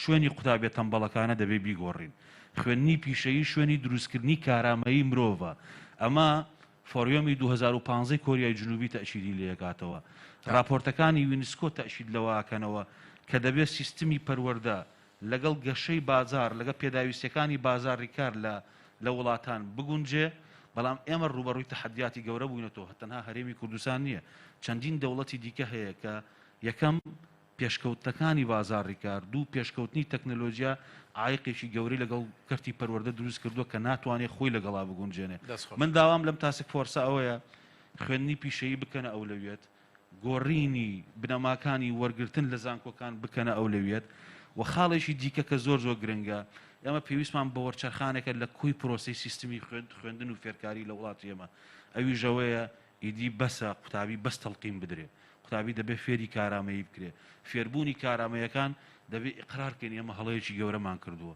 تەنها وانەکانی توێری بە قوتابی هەڵێنەوە وانەکانی توێری لەسەر ئەساسی هەموو وانە پراکتیکیەکانە وانە پراکتیکیەکان زۆر زۆر کەمن لە قۆناغێکی بنەڕەتیەوە سێری بکە هەتا لە قۆناغێکی باخچەی لەکەی جیوانەوە سێری بکە تا ئاگەیتە زانکۆکان هەتا ئاگەیتە خوێندنی ماستەر و دکتۆراژ بەڕاستی بەشێک لە فێربوونی کارامەیی بەهۆی غیابی بوونی وانەی پراکتیشی فعالەوە هەیە کە من داواکەم لە هەموو بەشداربووانی و تاسک فۆرسە ئەو خاڵە بکەنە بنەمایەکی گرنگ کە چۆن ئێمە بتوانین گرنگی بەوانەی پراکتیکی بدەین دیارە پاڵپشتی دارایی دەبێت بەڵام ئەگەرم ئیرادەیەمان هەبێ من نەخشەڕێیەکە دابنین بۆ پاڵپشتی داراییش هەرێمی کوردستان بەشی ئەوەندە توانای ئەوەی دەبێت کە پاڵپشتی ئەم بیرۆکانە دەستخۆش زۆر پێخۆشێک کە بەو پەڕی تەواضع بۆ پڕی سەراحەتەوە دەستنیشانی برینەکان دەکەی ئەمە دەلالەش لە سقە دەکا کە ئینسان چاوی لەوەیە کە چاچی بکە بەبێ ئەوەی کە لە ڕخنەخۆ لە خۆگرتن بترسێت بینەوە سەر قانونی دوو یاساکەی خوێنی باڵا دەمەوێت ئیشارەتیش بە شتێکی مهم بکەین لێرە چەندین زانکۆ سەرۆک زانکۆ دانیشتون پێت دەڵێنکەوە زانکۆی ئێمە نەحکومیە نە تایبەتە شتێک هەیە لەو بینی قازانز نەویستە ئەوە هەر لە ئاستی بڵین فۆقیەوە ئەوجا لە ئاستی هەناویشدا لە مەسەلەی کواڵەتی لە مەسەلەی ئیدارەی ئێمە شێوازی ئیدارەی ئێمە زۆر کۆمۆنیستانەیە یعنی تەنانەت دەبێت لە سەرۆکایەتی هەرێم و سەرۆکی حکوومەتەوە عەمیدێک تەعیین بکرێت ئەمە معناوێت دانانی عەمیدیش بە دەرەجەی مدیر عام ئیتر ئەوە هەتایەت و لەگەر ئەو نەخۆشە دەیبژی بێزگە لەو مەساریفە زۆری کە ئیدارە ئەوەندە قڕوس بووە بەشی ئەوی ناکە پارە بۆ تەڵەبە سەرفکەی و لە ژوورەکانی هین سەرفکەی وەحاصل ئیدارەش پێویستی بە گۆڕانکاری بنەڕەتیە ئەو جا سیستمی کواڵەتی ئەو جا مۆڵەتدان ئەو جا دوایی شێوازی دارایی و جێرانەوەی دارایی لە بۆ زانکۆ باسی هیمەتی خۆتانە بۆ بکە خەریکن ئەو قانونە دەستکاری بکەن یان نە بەڵێ کاکتۆر ئێمە لەژێکمانەیە بە سەرۆکاتی بڵێ بەڕێزم جناوی بریکاری وەزارەت و لەگەڵ کۆمەڵێک مختصی بواری یاسا بۆ داڕشتنەوە داڕشتنەوە پێداچنەوە بە یاساکە چەند درافتێک لە بەردەستە دەهاتی ساڵانی ڕابردووی کابینەکانی ڕابردوشمان هەیە خۆشمان ڕوویامان هەیە ئامانجمانە یاسایەک دابڕێژینەوە کە مبنای گۆڕانکاری سیاسی و ئابووری و پێشکەوتنە زانستەکانی دنیا و منتەقەکە بێ و مەسەلێکی یەکجار گرنگ بەلای منەوە گرنگە لەو یاسایەدا حضوری بێ وجودی بێ ئەوە بێ کە یاساکە دەستەبەری سربەخۆی ئەکادمی و زانستی دارایی و کارگەری بە زانکانی هەرێمی کوردستان بکات. بەقسەت دەیدەم مەبەستمانە یاساکە بتوانێت دەستەبەری ئەو سربەخۆی ئەکادمی زانستی بکە. جەناب تێزانی و بەڕێزانش لێرە هەموویان زان زانکۆ بەبێ سربەخۆی ئیداری و ئەکادمی ناتوانێت لەسەر پێی خۆی بۆسێ ناتوانێت بێتە ناوەندێکی ئەکادمی ڕاستەقینە و جددی. ئێمە خەونمانە لە کابینی نۆیەم ئامانجمانە بە هەمومانە بتوانین ناوەندەکانی خوێندن ئەکادیمیا بکەین بە شوێنی بەرهێنانی معریفە بکەین بە شوێنی دروستکردنی کارامەی و سکیڵ لە خوێندکارانی خۆمانە. بەم یاسایە بەم هەلومەرجە بەم ڕێنمایە بەم کۆمەڵە مەشاکلانی کە باسمان کرد کۆمەڵەکە تیشکە جەناب دەیزانێت پێویست ناکە هەر ئەنچەکە عیانە چ حاجەت بە بەیان است پێویست ناکە کە عیانەی بکەین لەبەرەوە پێویستی بەوە هەیە کە بەیەکەوە لەگەڵ کۆمنیتی ئەکادمی کوردستان بەیەکەوە من حەزەکەم ئەو ڕاستیش بڵێم داڕشتنەوەی یاساکە دروستی یاساکە بۆ دکتۆر ئارام و وەزارەتی خوێندنی باڵانێ بۆ کۆمەڵگای ئێمەیە ئەو ئێمە گرفتی گەورەمانێک کاکتۆر من نازانم مۆزەکان ئەوەندە پەرچن جەنابەت ناهی کێشەکان ئێمە مەسەلا من جوهدی زۆر زۆر سەرچیمەوەی لە پاڵ دروستکردنی کۆڵەتیە لە پاڵ دروستکردنی کادرا بۆ کە بازاری کاری کوردستان ئەرکێکی لە مێژینە و لە دواخستناتی وەزارەتی خوێندنی باڵاشە ئینتیمای نیشتیمانی هاوڵاتیانی کوردستان خوێندکارانی کوردستان فەرمانبەرانی کوردستان بۆ وڵاتەکەی جێبەجێ بکە چونکە ئەم جوغرافیای نیشتیمانی ئێمەیە ئەگەر نەتوانین ئەم جوغرافیان بکەین بە نیشتیمانی هەمومان باشترین کواڵەتی بە ڕزێر و ئاڵتون و ئایاری 24 بنووسیتەوە سوودێکی ناگات. سەکەت مەفهومە زۆر سپاس. جەنابی وەزیری پلاندانان ئێوە ڕۆڵتان زۆر مهمە ڕۆلی جۆکەر دەبینێت لە بینی هەموو ئەو پرۆژە گەورانەی کە لە کوردستان ئەنجام دەدرێن و ئێوە دەتوانن هاوکار بن و خزمەتێکی گەورەی استراتیژەکە بکەن هەتاوەکو مایکرۆفۆنەکەت بە ئیش دەکەی ڕەنگە قوربان باسی ڕۆلی وەزارەتی خۆتمان بۆ بکە چۆن لە خزمەتی ئەو تاسکەدا دەبێت ئێمە هەموو جارش نەپرسین ئەو تاسکە چی بۆ ئێمە دەکابێت ئێمە چی بۆ تاسکەکە دەکەین فەرموو. سپاس جەنابی سەرۆکی ئەنجومەنی وەزیران بەڕێزان لێرە لە باسی پەروەردە و فێرکردن ئەمڵە حەزەمان کردبی وشەی پەروەردە پێشفێر لە کۆمەڵگایمە تا ئێستا نازانین پەروەردە چییە پەروەردە ئێستا کە کۆڵەگەی ئەساسی پەروەردە و فێرکردنە ئێستا ئەگە پرسیارێک لە خۆمان بکەین مامۆستا لە چێ کۆمەلگایە و خوێندکار و قوتابیەکانەوەی کاکتۆراران باسی کرد مەبەستیان بە شەهادەوەگرتنە. ئایا سیستمی پەروەردە لە هەرێمی کوردستان ئیشی لەسەوە کردیە پێشەوەی شەهادە بداتە خەڵک تاچی کورد دروست بکە؟ ئەوە لە کێشە گەورەکانی حکوومەتی هەرێمی کوردستانە لە کاتی لە کەم دروستبوونی یەکەم کابینەوە تا ئێستا نەمانتوانێت ئیش لەسەر دروستکردنی تاچی کورد بکەین بە پێچەوانەوە دروستبوونی تاک ڕۆژ بە ڕۆژ. بەسکاکەدارە بەستیم لێرە ئەوە نەبوو باسی پرینسیپەکان بکەین باسی وەزارەتی خۆتمان بۆ بکە شۆن ئەو مەچینەیە بەگەردەخەی بۆ ئەوەی ئەو تاسکە جێبەجێ ببێت. بەڵێ کاگتر بە استراتیجەتی پەروەردە کەلیمەی پەروەردە مهمە کە بتانین کو ئیش لەسەوەی بکەین پێم خۆشەوە کە وەکو بابرین ئیزافەک بیتن لە بۆ ئامادەبووان ئێرە کە مۆزوعی پەروەردە و دروستکردنی تاک لە تاسکەکە جێ بگرێتەوە.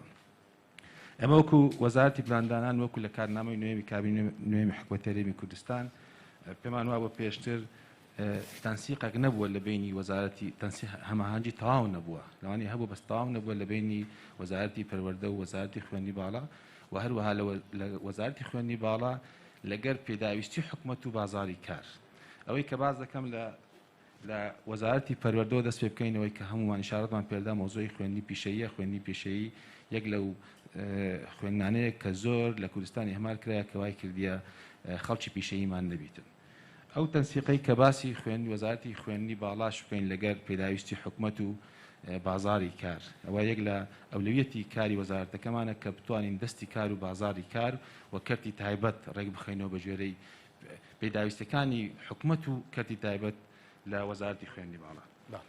بەڕێزان خۆتان دەزان ئێستامە بە هەزاران دەرچوانی زانکۆمان هەیە بەڵام نە حکومەت دەتوانی دامەزێنی و نە شوێنیان دەبیتەوە لە کەرتی تایبەت ئەوەی کە دەمێت تاکیدی لەسەر بکەمەوە چۆن وا بکەین ئەوە طبعاً پرۆژەی گرنگمان هەیە کە لە داهاتوێکی نزیکدا دەکەوێتە بڵاوکردنەوە بواری جێبەجێکردن هاوسەنگی دەستی کارە لە نێوان کردی گشتی و کەرتی تایبەت خۆتان دەزانن ئێستا هەموو لەبەر کات زۆر بە کورتی چکە وەختی ئەومان نەماوە باش بەس لە بیت القەسید ویستم باسی بکەی باسی تو دائری ئەحساءت هەیە کە دەبێ هاوکار بێ بەعزە خبرەیەکی پرۆژە ئەنجامدان و پێکەوە بەستنەوەی دامەزراوەکانتان هەیە مە بەستم لەو شتانەش بوو بەس ئەگەر بە کورتی کاکتەرم بەس دەمێت تاکید لەسەر مۆزوعی دەستی کار بکەم ئێستا ئەما کە باسی دەرچوانی زانکۆ دەکەین بە هەزاران دەرچوانی زانکۆ دەردەچن ئێستا ئەوەی ئەو ساڵ وەجبەی ئەو ساڵ کە دەرچوین لە زانکۆکان تەنها کۆلیژی پزیشکی گشتی دەتوان دامەزرێن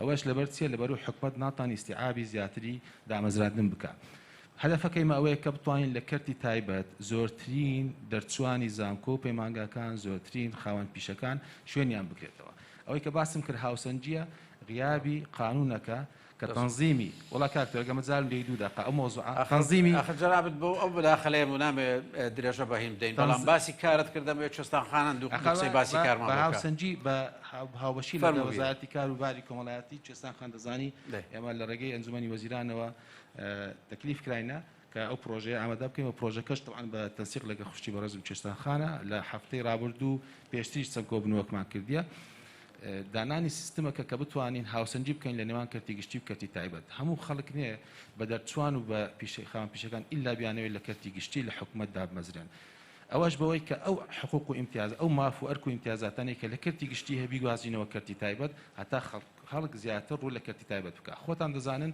موچە لە کەرتی تایبەت زیاترە بەڵام خەڵک پێی وایە مستەقبەل لە کەرتی گشتیە لە حکومەتە ئەگەر تانیمان بە ڕۆشنبیرکردنی خەڵک ئەو عقلەتی خۆمان و خەڵک بگۆڕین کە کەرتی تایبەت وەکو کەرتی گشتیە خەڵک زیاتر لە کەرتی تایبەت دەکات ئەوەش کەوەی باسم کرد ماف و ئەرک و ئیمتیازاتە و لە هەمووی مهمتر مەوزوعی سندوقی خانشینی کەرتی تایبەتە کە هاوشێوەی کەرتی گشتی فەرمانبەران یان ئەوان کارمەندانی کەرتی تایبەت لە سەرەوە هەتا خوارەوە کە بتوانن بزانن خانشینی هەیە کە یەک لە سێکتەر ئەساسیەکانە یەک لە هەموو سێکتەرەکان دوو کاکتۆر لەسەر مەوزوعی کار یەک لەوانەیە کە خەڵک ڕوو لە کەرتی گشتی دەکا ڕوو لە کەرتی تایبەت ناکاتن مەوزوعی ئەو ئیمتیازاتانەی ئەو حەقانەی کە هەیتیان ئەم بە نمونە گلۆجەنا بدەینەوە مەسەڵەن ئەگەر فەرمانبەرێکی ژنیان ئافرەت پێویستی بە مۆڵەت بیتن مۆڵەتی لەدایک بوون لە کەرتی گشتی دەتوانین ساڵێک مۆڵەت وەگریتن لە کەرتی تایبەت ناتوانین ڕۆژێک وەگریتن ئەو هەر لە بۆ تەوزیح وە وەزیری کاریش تەواوی شێستاخان ئاخیرەکەی بۆ جەنابەت بێ دوو دقەیەک مداخەلەی جەنابەت بەبێەوەی ئاوردەینە دواوە باسی مەشاکلکەین باسی بێشەوە بکەین و بزانین ئێوە چۆن نەسیحەتتان پاڵپشتیتان و ڕوئیاتان چییە بۆ سەرخستنی ئەو پرۆسەیە ئەم کاتتان باش زۆر سوپاس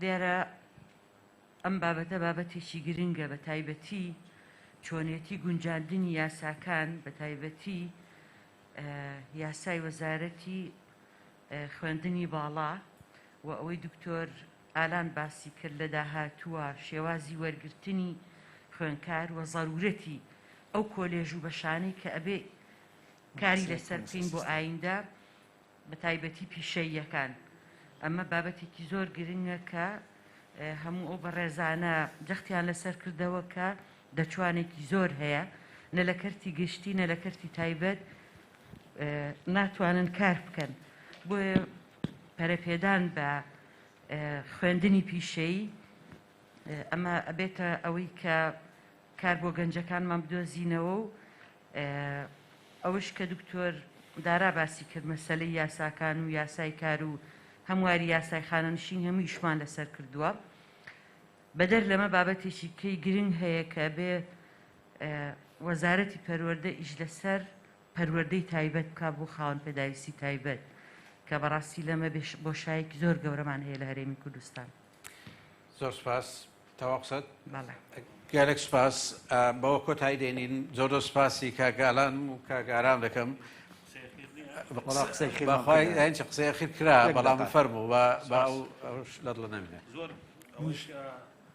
گرنگی بەلای منەوەیە کە ئاماژەی پێ بدەم بە کورتی من دەمەوێت ئەوانەی کە لە ڕۆژی دووەمی و تاسک فۆرسە کارەکەن ڕاستی بە ئەو نەغمەیە ئینسانی کوردی دایمە دەبێ باسی تەشخیصی مەشاکلکە بەس نەک بە تۆنی ئەسیربوونی ڕابردوو ئەسیر بە کێشەکانی ڕابردوو کارێکی خراپە نامانگەێنێتە نەتیجەیشکە ئێمە کێشەکانمان نەزانین تەشخیصی مەشاکلمان کردووە میکانیزم و دیدگایەکمان پێویستە بۆی کە چارەسەری ئەوانە بکەین من هیوادارم کار لەسەرەوە بکرێەوە و بەجددی ئەو نەخشەڕێیە ببێتە هۆی ئەوەی کە وەرچەرخانێک لە سیستەمی پەروەردە و فێرکاری ڕووبدە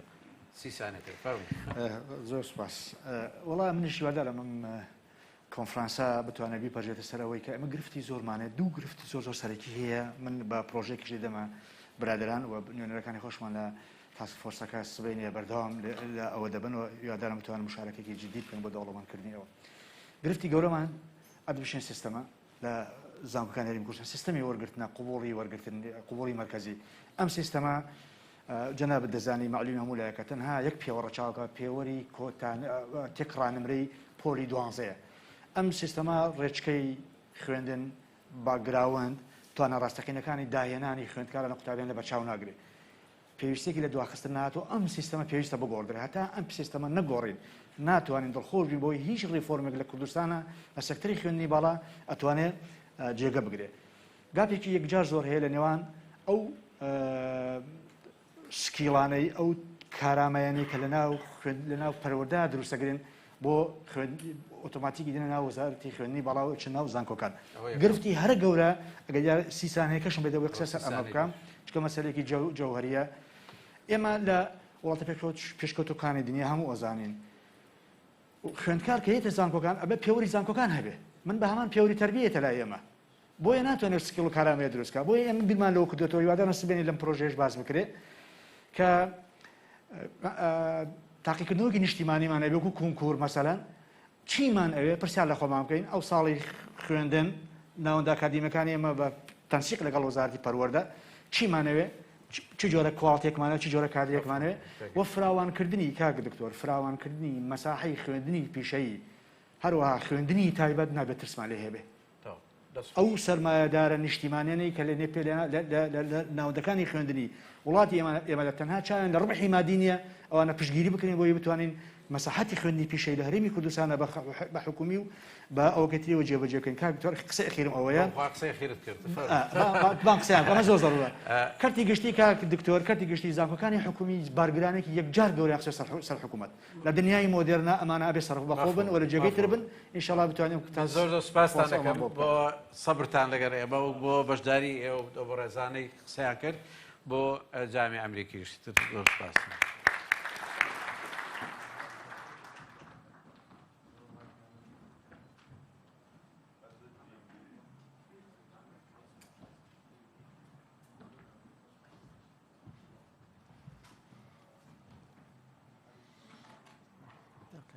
Unfortunately, we're a little behind time, so we're going to move on with the program. So a goal is identified, a research question is formulated, data must be collected to ensure that conclusions and recommendations and actions are appropriate. Our first presentation is from Unicef. For years, Unicef has been collecting data on the school-age demographic and the educational infrastructure in Kurdistan. So I would like to now invite to the stage Mr. Rory Robertshaw and Mr. Abdul Qadir Kakasur for a presentation on UNICEF's findings.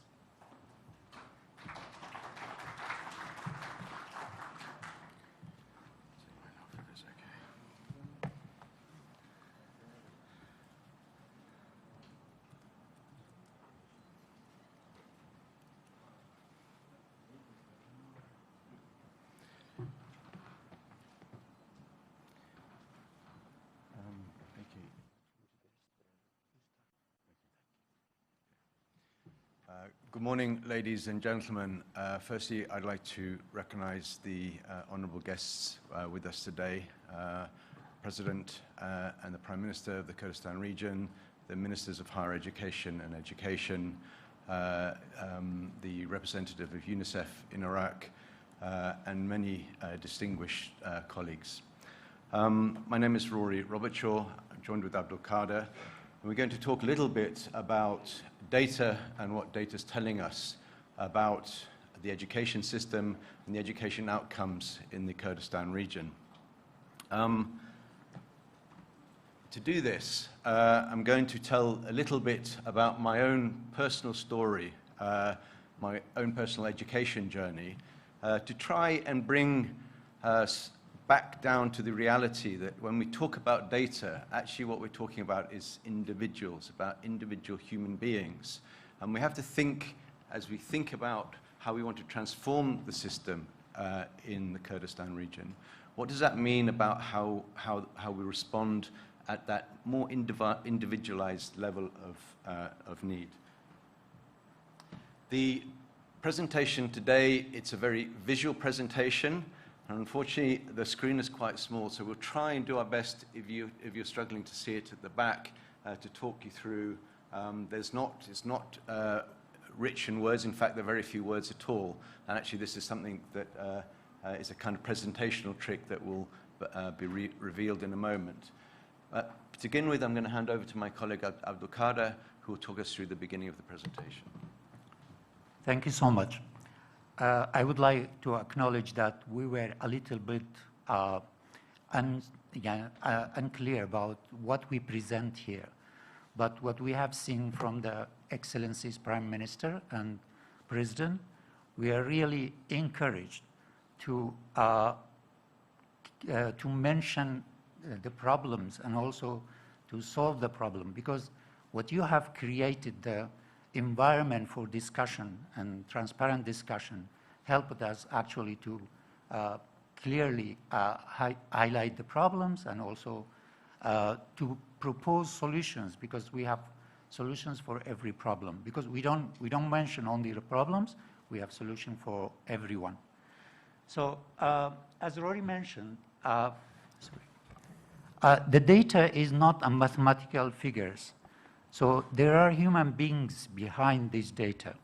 So the good data is actually a base for planning. Without having a reliable data, a real-time data, it will be hard to make any reform in education sector. So for that, actually, any decision requires the data that's coming from research. And there are also another type of research, which is called action research. And in Kurdistan, we have experienced some of this. And here we have 4 examples, actually, 2 good examples and 2 bad examples I want to mention. So the first example, that was the UNICEF-supported approach to improve quality of education in Kurdistan. So the approach based on the decentralization of management of schools and with the capacity development of the school together with the involvement of community. So this approach called school-based management, this has been in place since, 2018 or even before that. But for the last 6 years, UNICEF have been supporting this.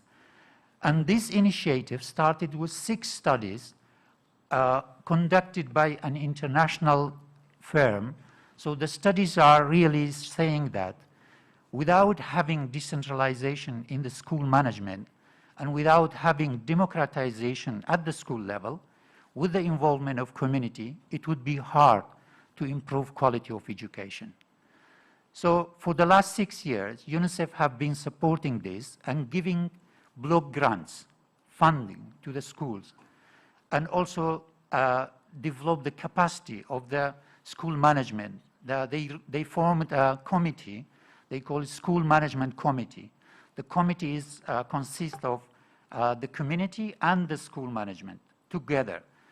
So the first they do assessment, or they call it school self-assessment, and then we train them how to develop a plan to improve the school improvement plan, and then how they implement. With a little amount of money, around a couple of $1,000, they have actually made some changes in the school. So now, because of COVID, we changed this, because now we learned that the schools are no longer important, but what is important is the learning inside the school, what children are learning, because schools or facilities were closed for the last 2 years. But this process was continued even during COVID. So what we are trying to focus now, how we improve learning with the school block grant. So this initiative, as I said, it's based on the research, and the research were implemented for the last 6 years. We believe now it's the time for the Ministry of Education and the government to decide whether to mainstream it or drop it or change it, because 6-year piloting is a long period, so we have to decide. So I leave this for the government. So the second one is about e-Parwarda. e-Parwarda is a educational management information system.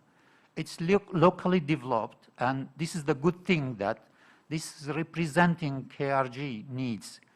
And the system has a profile of every child. So the system was developed in the previous cabinet in 2012 and 13, but it was there without being implemented.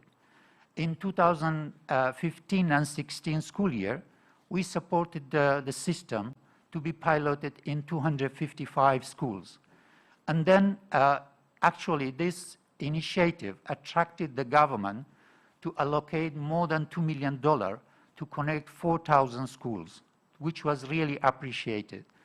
And now all schools in Kurdistan, they have connected to this system, which they have data, but the issue is now about the management of the system. So we actually had several meetings with the ministry, and now we conducted an assessment for the system, how we can make the system owned by the Ministry of Education, not by a company, and also how we make the system sustainable and also be the source for planning and decision making. So these are the two good examples that based on the research and data. So we have two bad examples also I want to mention. First of all, with the influx of Syrian refugees in 2012, so a decision was made by the Ministry of Education and the government that the Syrian refugees can learn in the language that they want. And for some reason, they chose to study in Arabic. And because in Kurdistan, we don't have a capacity to teach in Arabic, so it ended up to use the Syrian refugee teachers in the system. So, and we know that there were no sufficient number of teachers, but in some cases we had to hire them because there was no choice. So it affected the quality of education at one hand, and on another hand, actually, it put a lot of burden on the government and the international community to pay incentives to the teachers. And right now, every year, it costs around $3 million.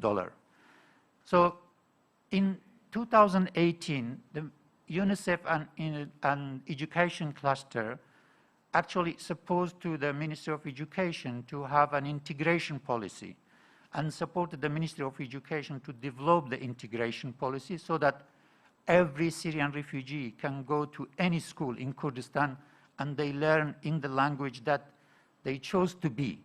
And this is actually everywhere. When the refugees go to any country, they study in the language of the host country, not the language that they want. So, I mean, this decision was not based on any study, and that's why we are suffering from. So I hope we come to a decision on that.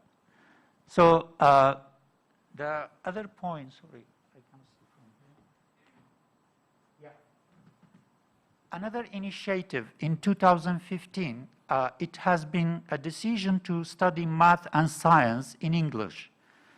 And that decision actually, I don't know what study was behind this decision, and in 2019, the Ministry of Education canceled that. But so many children affected by the decision, and some children didn't understand what they are studying because it doesn't make sense for the grade 1 child to study English in the one lesson and in the second lesson study math in in that language, which is unknown for the child. So these two bad examples, I know I really acknowledge that the Ministry of Education, they canceled that, but we see that many children were affected by that. Because education decisions affecting not only one generation, several generations, and this decision was in place for 4 years. So 4 years of children in grade 1, 2, 3 affected by this decision. Thanks. Thank you. Thank you, Abdulkader.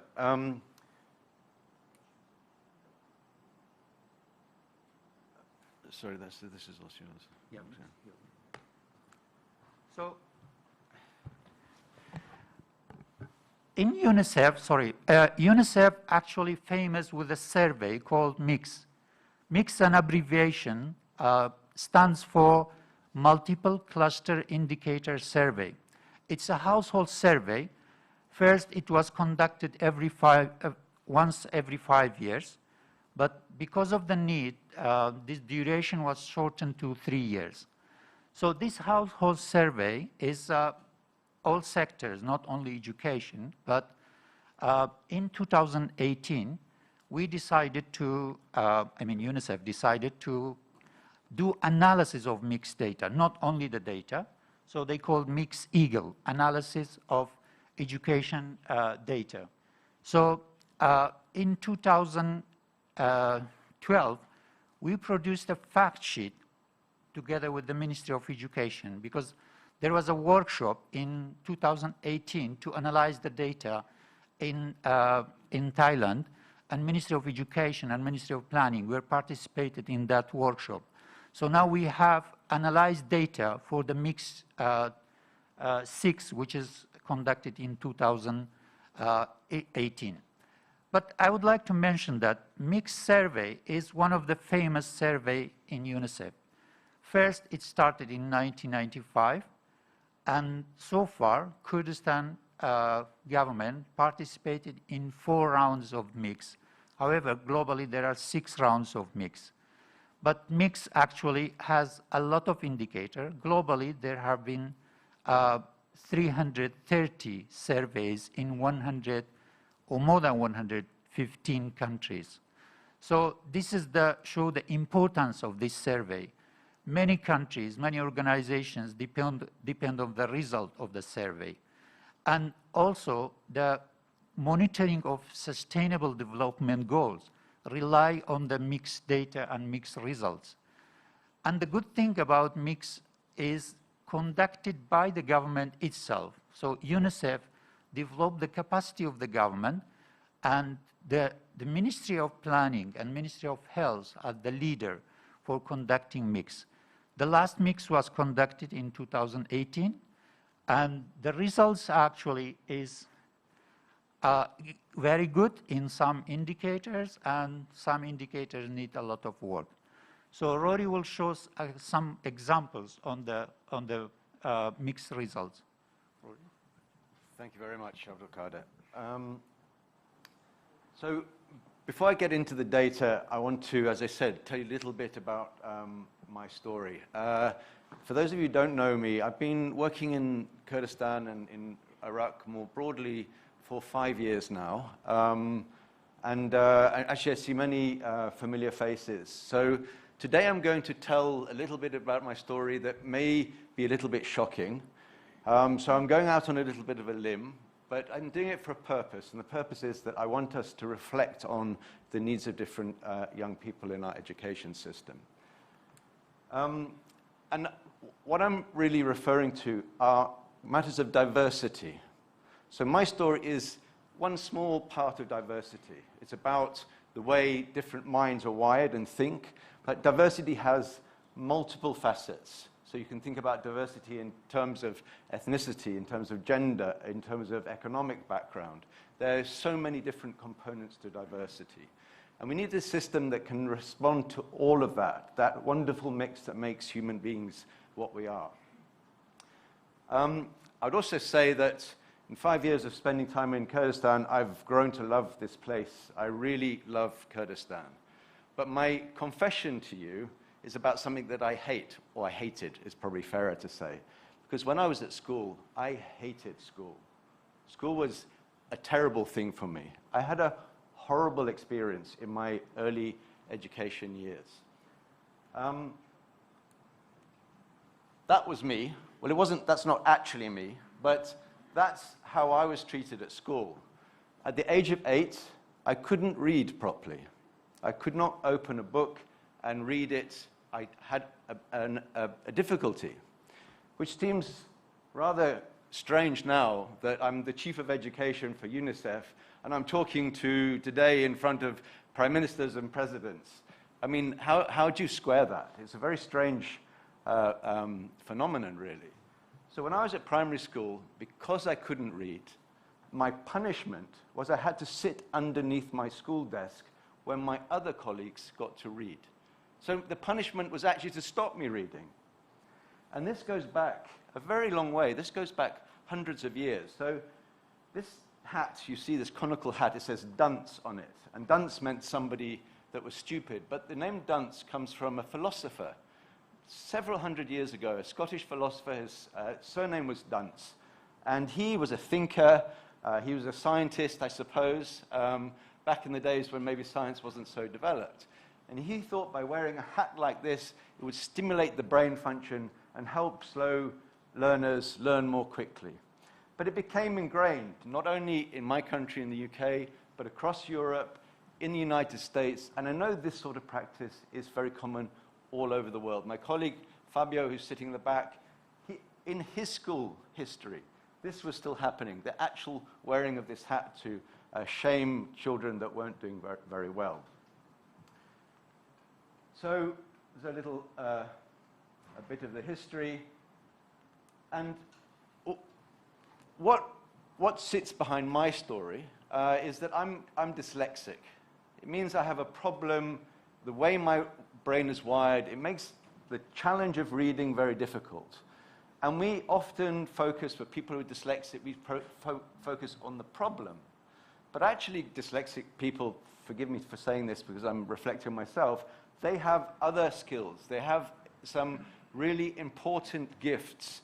And that's why I think we won't have enough time to show it now, but I was going to present a video that shows some very significant people in the UK, some of our biggest business leaders, very important academics, movie stars, sportsmen, who are all academic.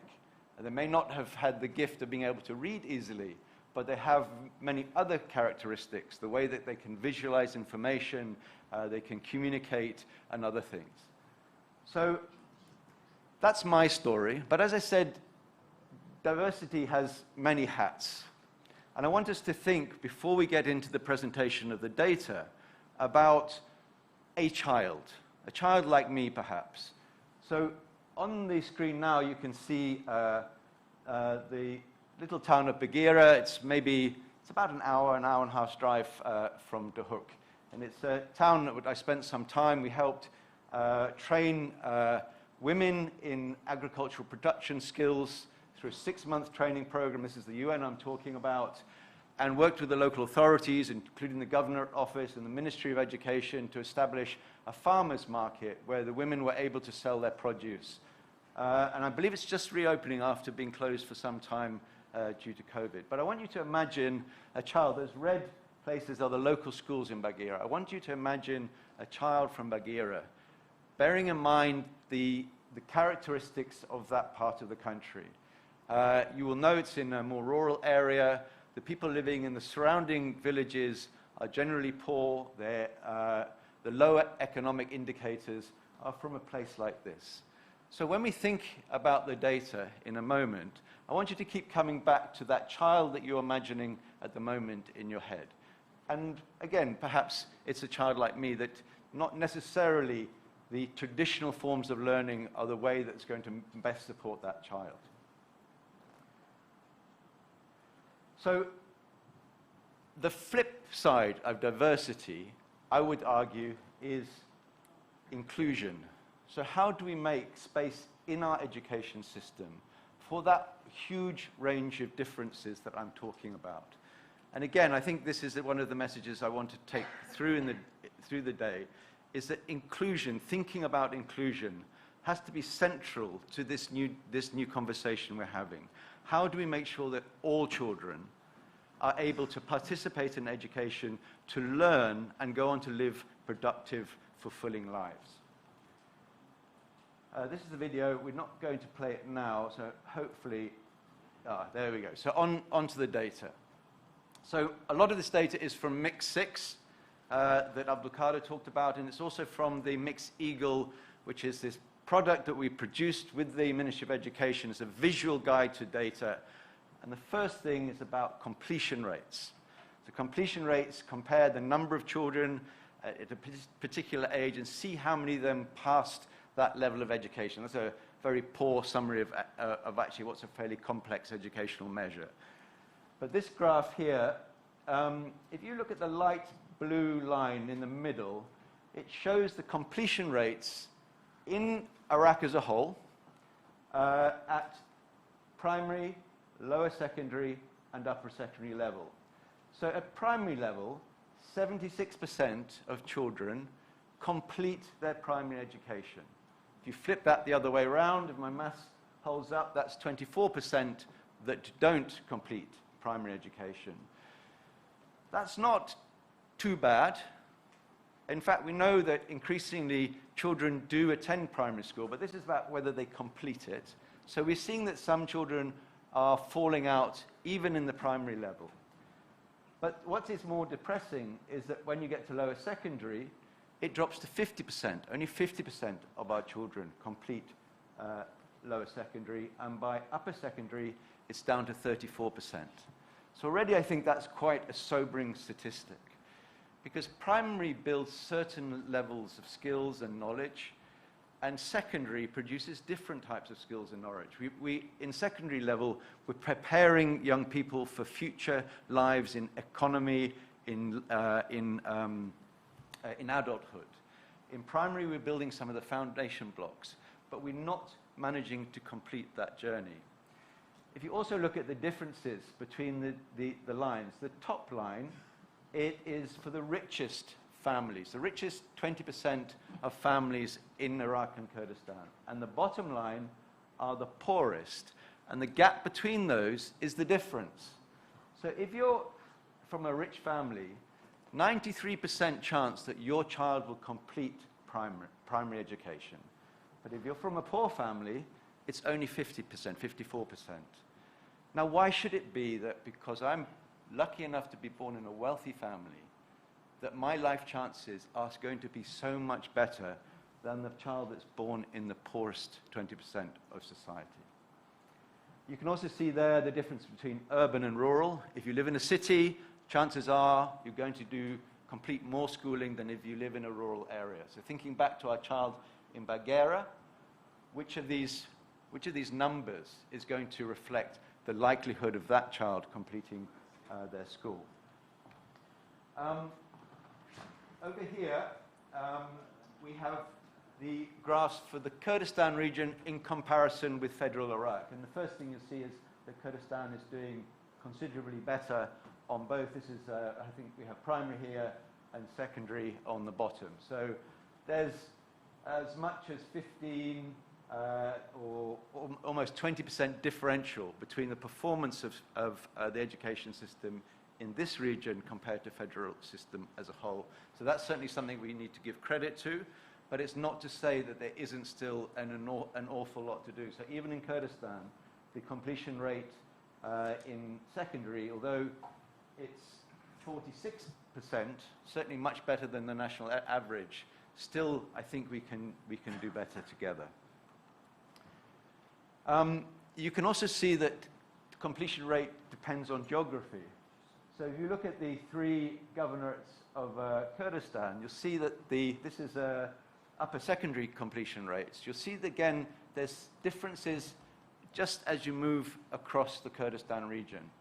And again, I'm not going to suggest I have all the answers, but these are some of the things that we need to understand and explore and get underneath if indeed we're going to make real transformation and change in the system.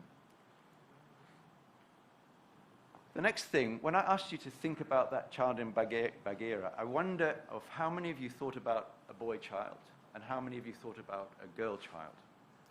So this graph shows the difference in completion rates at upper secondary, where you're comparing girls to boys. And what you'll see there is that there's a 10% difference. 55% of boys complete secondary, only 45% of girls complete secondary. 10% differential because of someone's gender. Dr. Randall this morning was talking about the low participation rates of women in the economy. And what we know nationally, it's based on good data, is that for every 10%,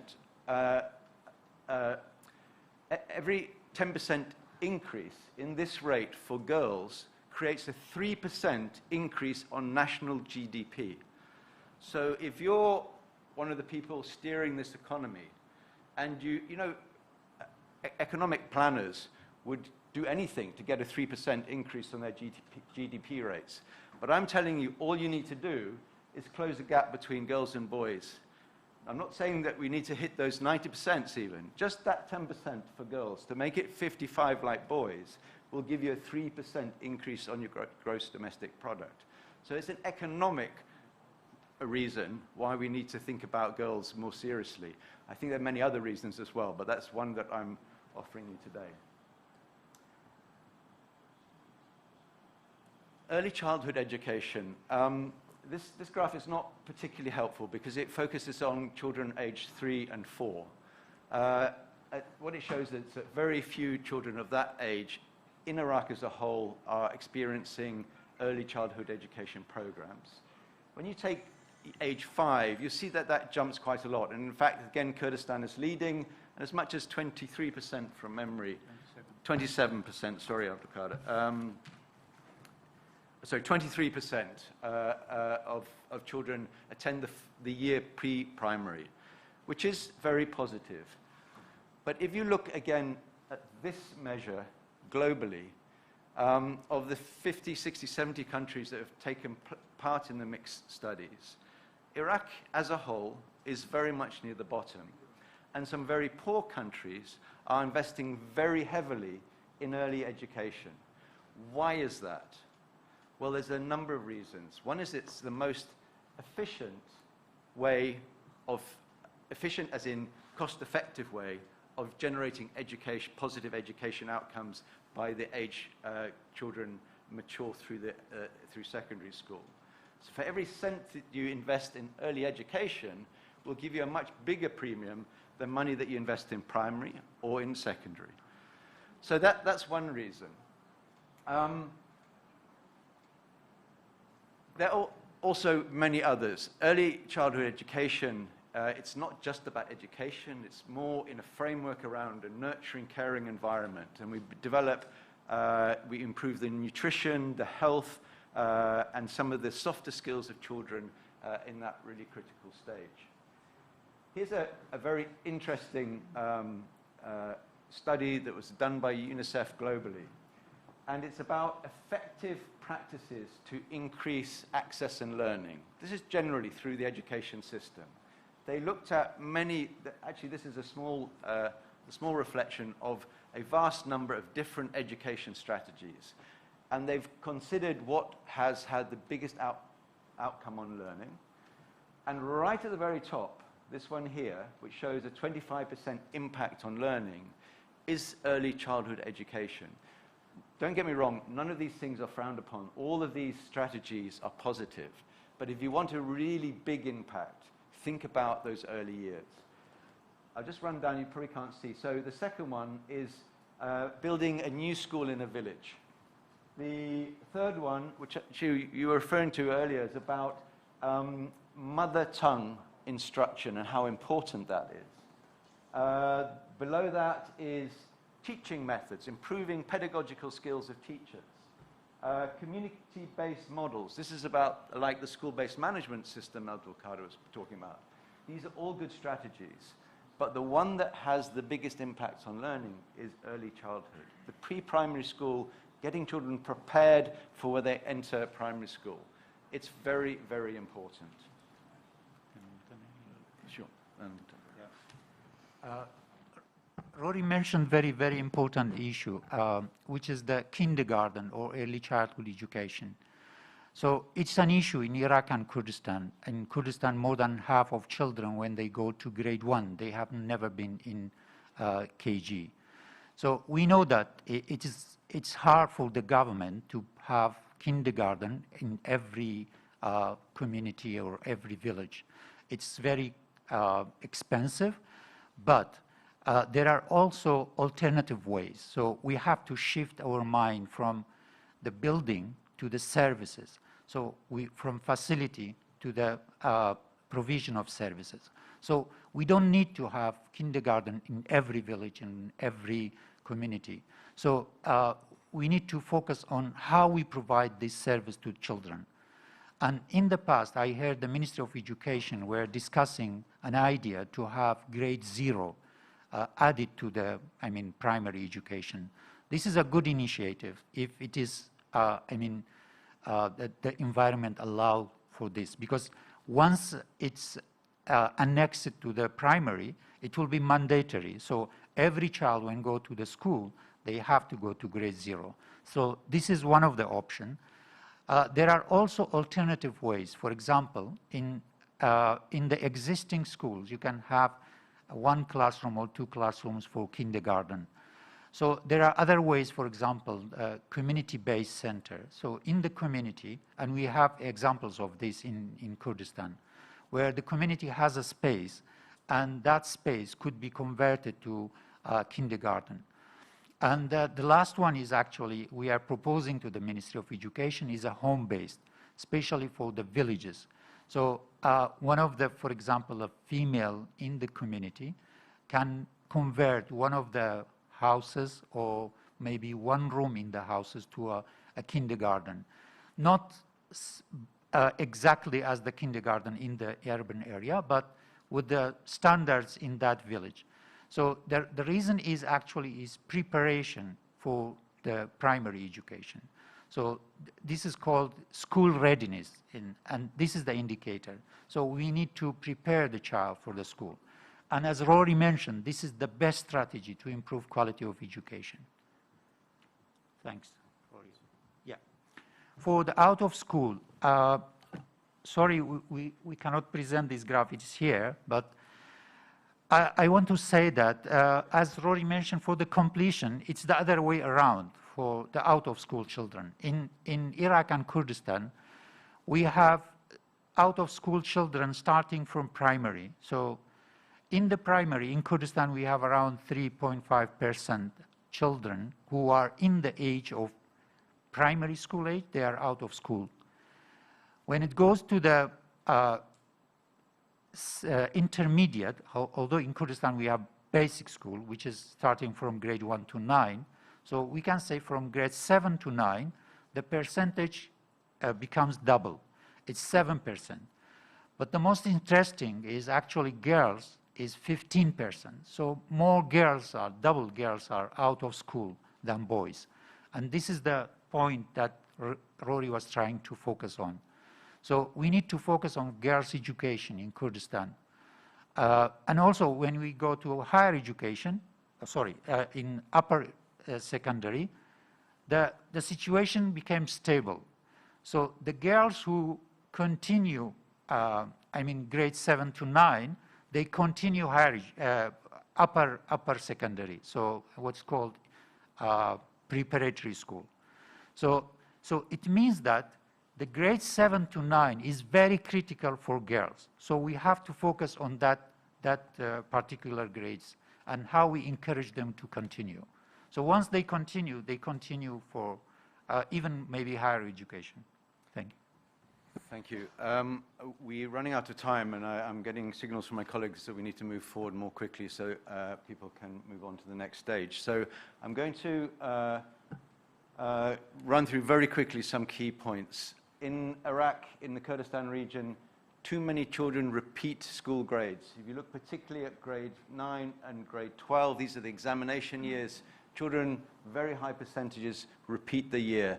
It's very, very inefficient. It costs you a fortune.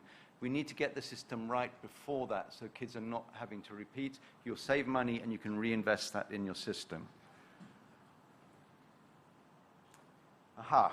Dr. Randall spoke very eloquently this morning about the shift in economies and the nature of skills in the future. And I love this picture. I just stuck it in early this morning. This is a picture in the Vatican. It was painted 500 years ago by Raphael, one of the famous Renaissance painters. And this is, basically, it's called the School of Athens. And these are some of the most important thinkers from the Greek era. And in the middle, you've got Aristotle and Plato. It's the master and the apprentice. And Plato is the older gentleman here. He's holding his book in his hand and he's pointing to the heavens. And his book is about cosmology and it's about metaphysical things. And it's really about the importance of high-level thinking and knowledge. Whereas his protege, Aristotle, is pointing downwards. And in his book, he's holding the book of ethics. And the book of ethics is about practicalities. It's about empiricism. It's about applying knowledge in practice. And this very much is about the dichotomy of thought in education. Do we need ivory tower high-level institutions that develop our conceptual thinking, that lead us in this lofty thought, or do we need system that generates skills that have practical application? In fact, I'm not arguing against either. We need both of them. But increasingly, economies need different type of skills to which we're used to producing. Automation, artificial intelligence, green technologies, biomedical industries. The nature of the world is changing, the nature of jobs is changing, the nature of employment is changing, and our education systems have to change as well. We need to reflect the world outside, and we need to break a bit with the past. The inclusion of digital education as a response to COVID, I must say, a great appreciation to the Ministry of Education, Ministry of Higher Education, to being able to be so responsive and in a very short time offering children a different way to learn. But we need to capitalize on that investment and that learning and build those sort of systems in the future. Also, to thank the Ministry for reopening schools. This was a very important decision, and we, as UNICEF, are behind that. So I won't speak any more about that. The final point is to bring us back again to the point all of us been making today, is it's about learning in the end of the day. We want children to learn. We want them to come out with something that they didn't have before, something that they can use in their lives. And I'm not just talking about knowledge, I'm talking about a range of different competencies, the soft skills we've talked about. And those skills are also what the new economy is demanding. This is my final slide, but this is from the National Learning Assessment that was conducted in the Kurdistan region. And we had, this was a national survey, children were tested in mathematics and science against benchmarks which were set by subject specialists in Kurdistan. And unfortunately, the red, if you look at all students here, the red are the number of students that didn't meet the standards set by ourselves in Kurdistan. And the green are the ones that did. So the majority didn't get to the standard we wanted them to get to at grade 4. And the same pattern, the same pattern is seen in sciences. And actually what the analysis showed was that was as much to do with maths and science abilities as it was to do with reading abilities. So we need to do much more about actually having a real impact in our classroom, to stop worrying about test scores, as Dr. Randall said, and start thinking about learning. So with that presentation, I would say, please think very seriously about early childhood education. Think about the role of girls in society and how we want to build them through our education system. And let's talk about the skills of tomorrow and what we can do about linking that lifelong journey of education from kindergarten to 19, as we've been talking about. Thank you very much.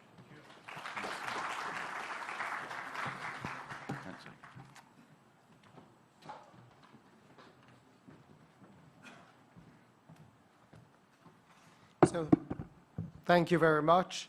And now, would everyone please join us for lunch down on the lower level? Thank you.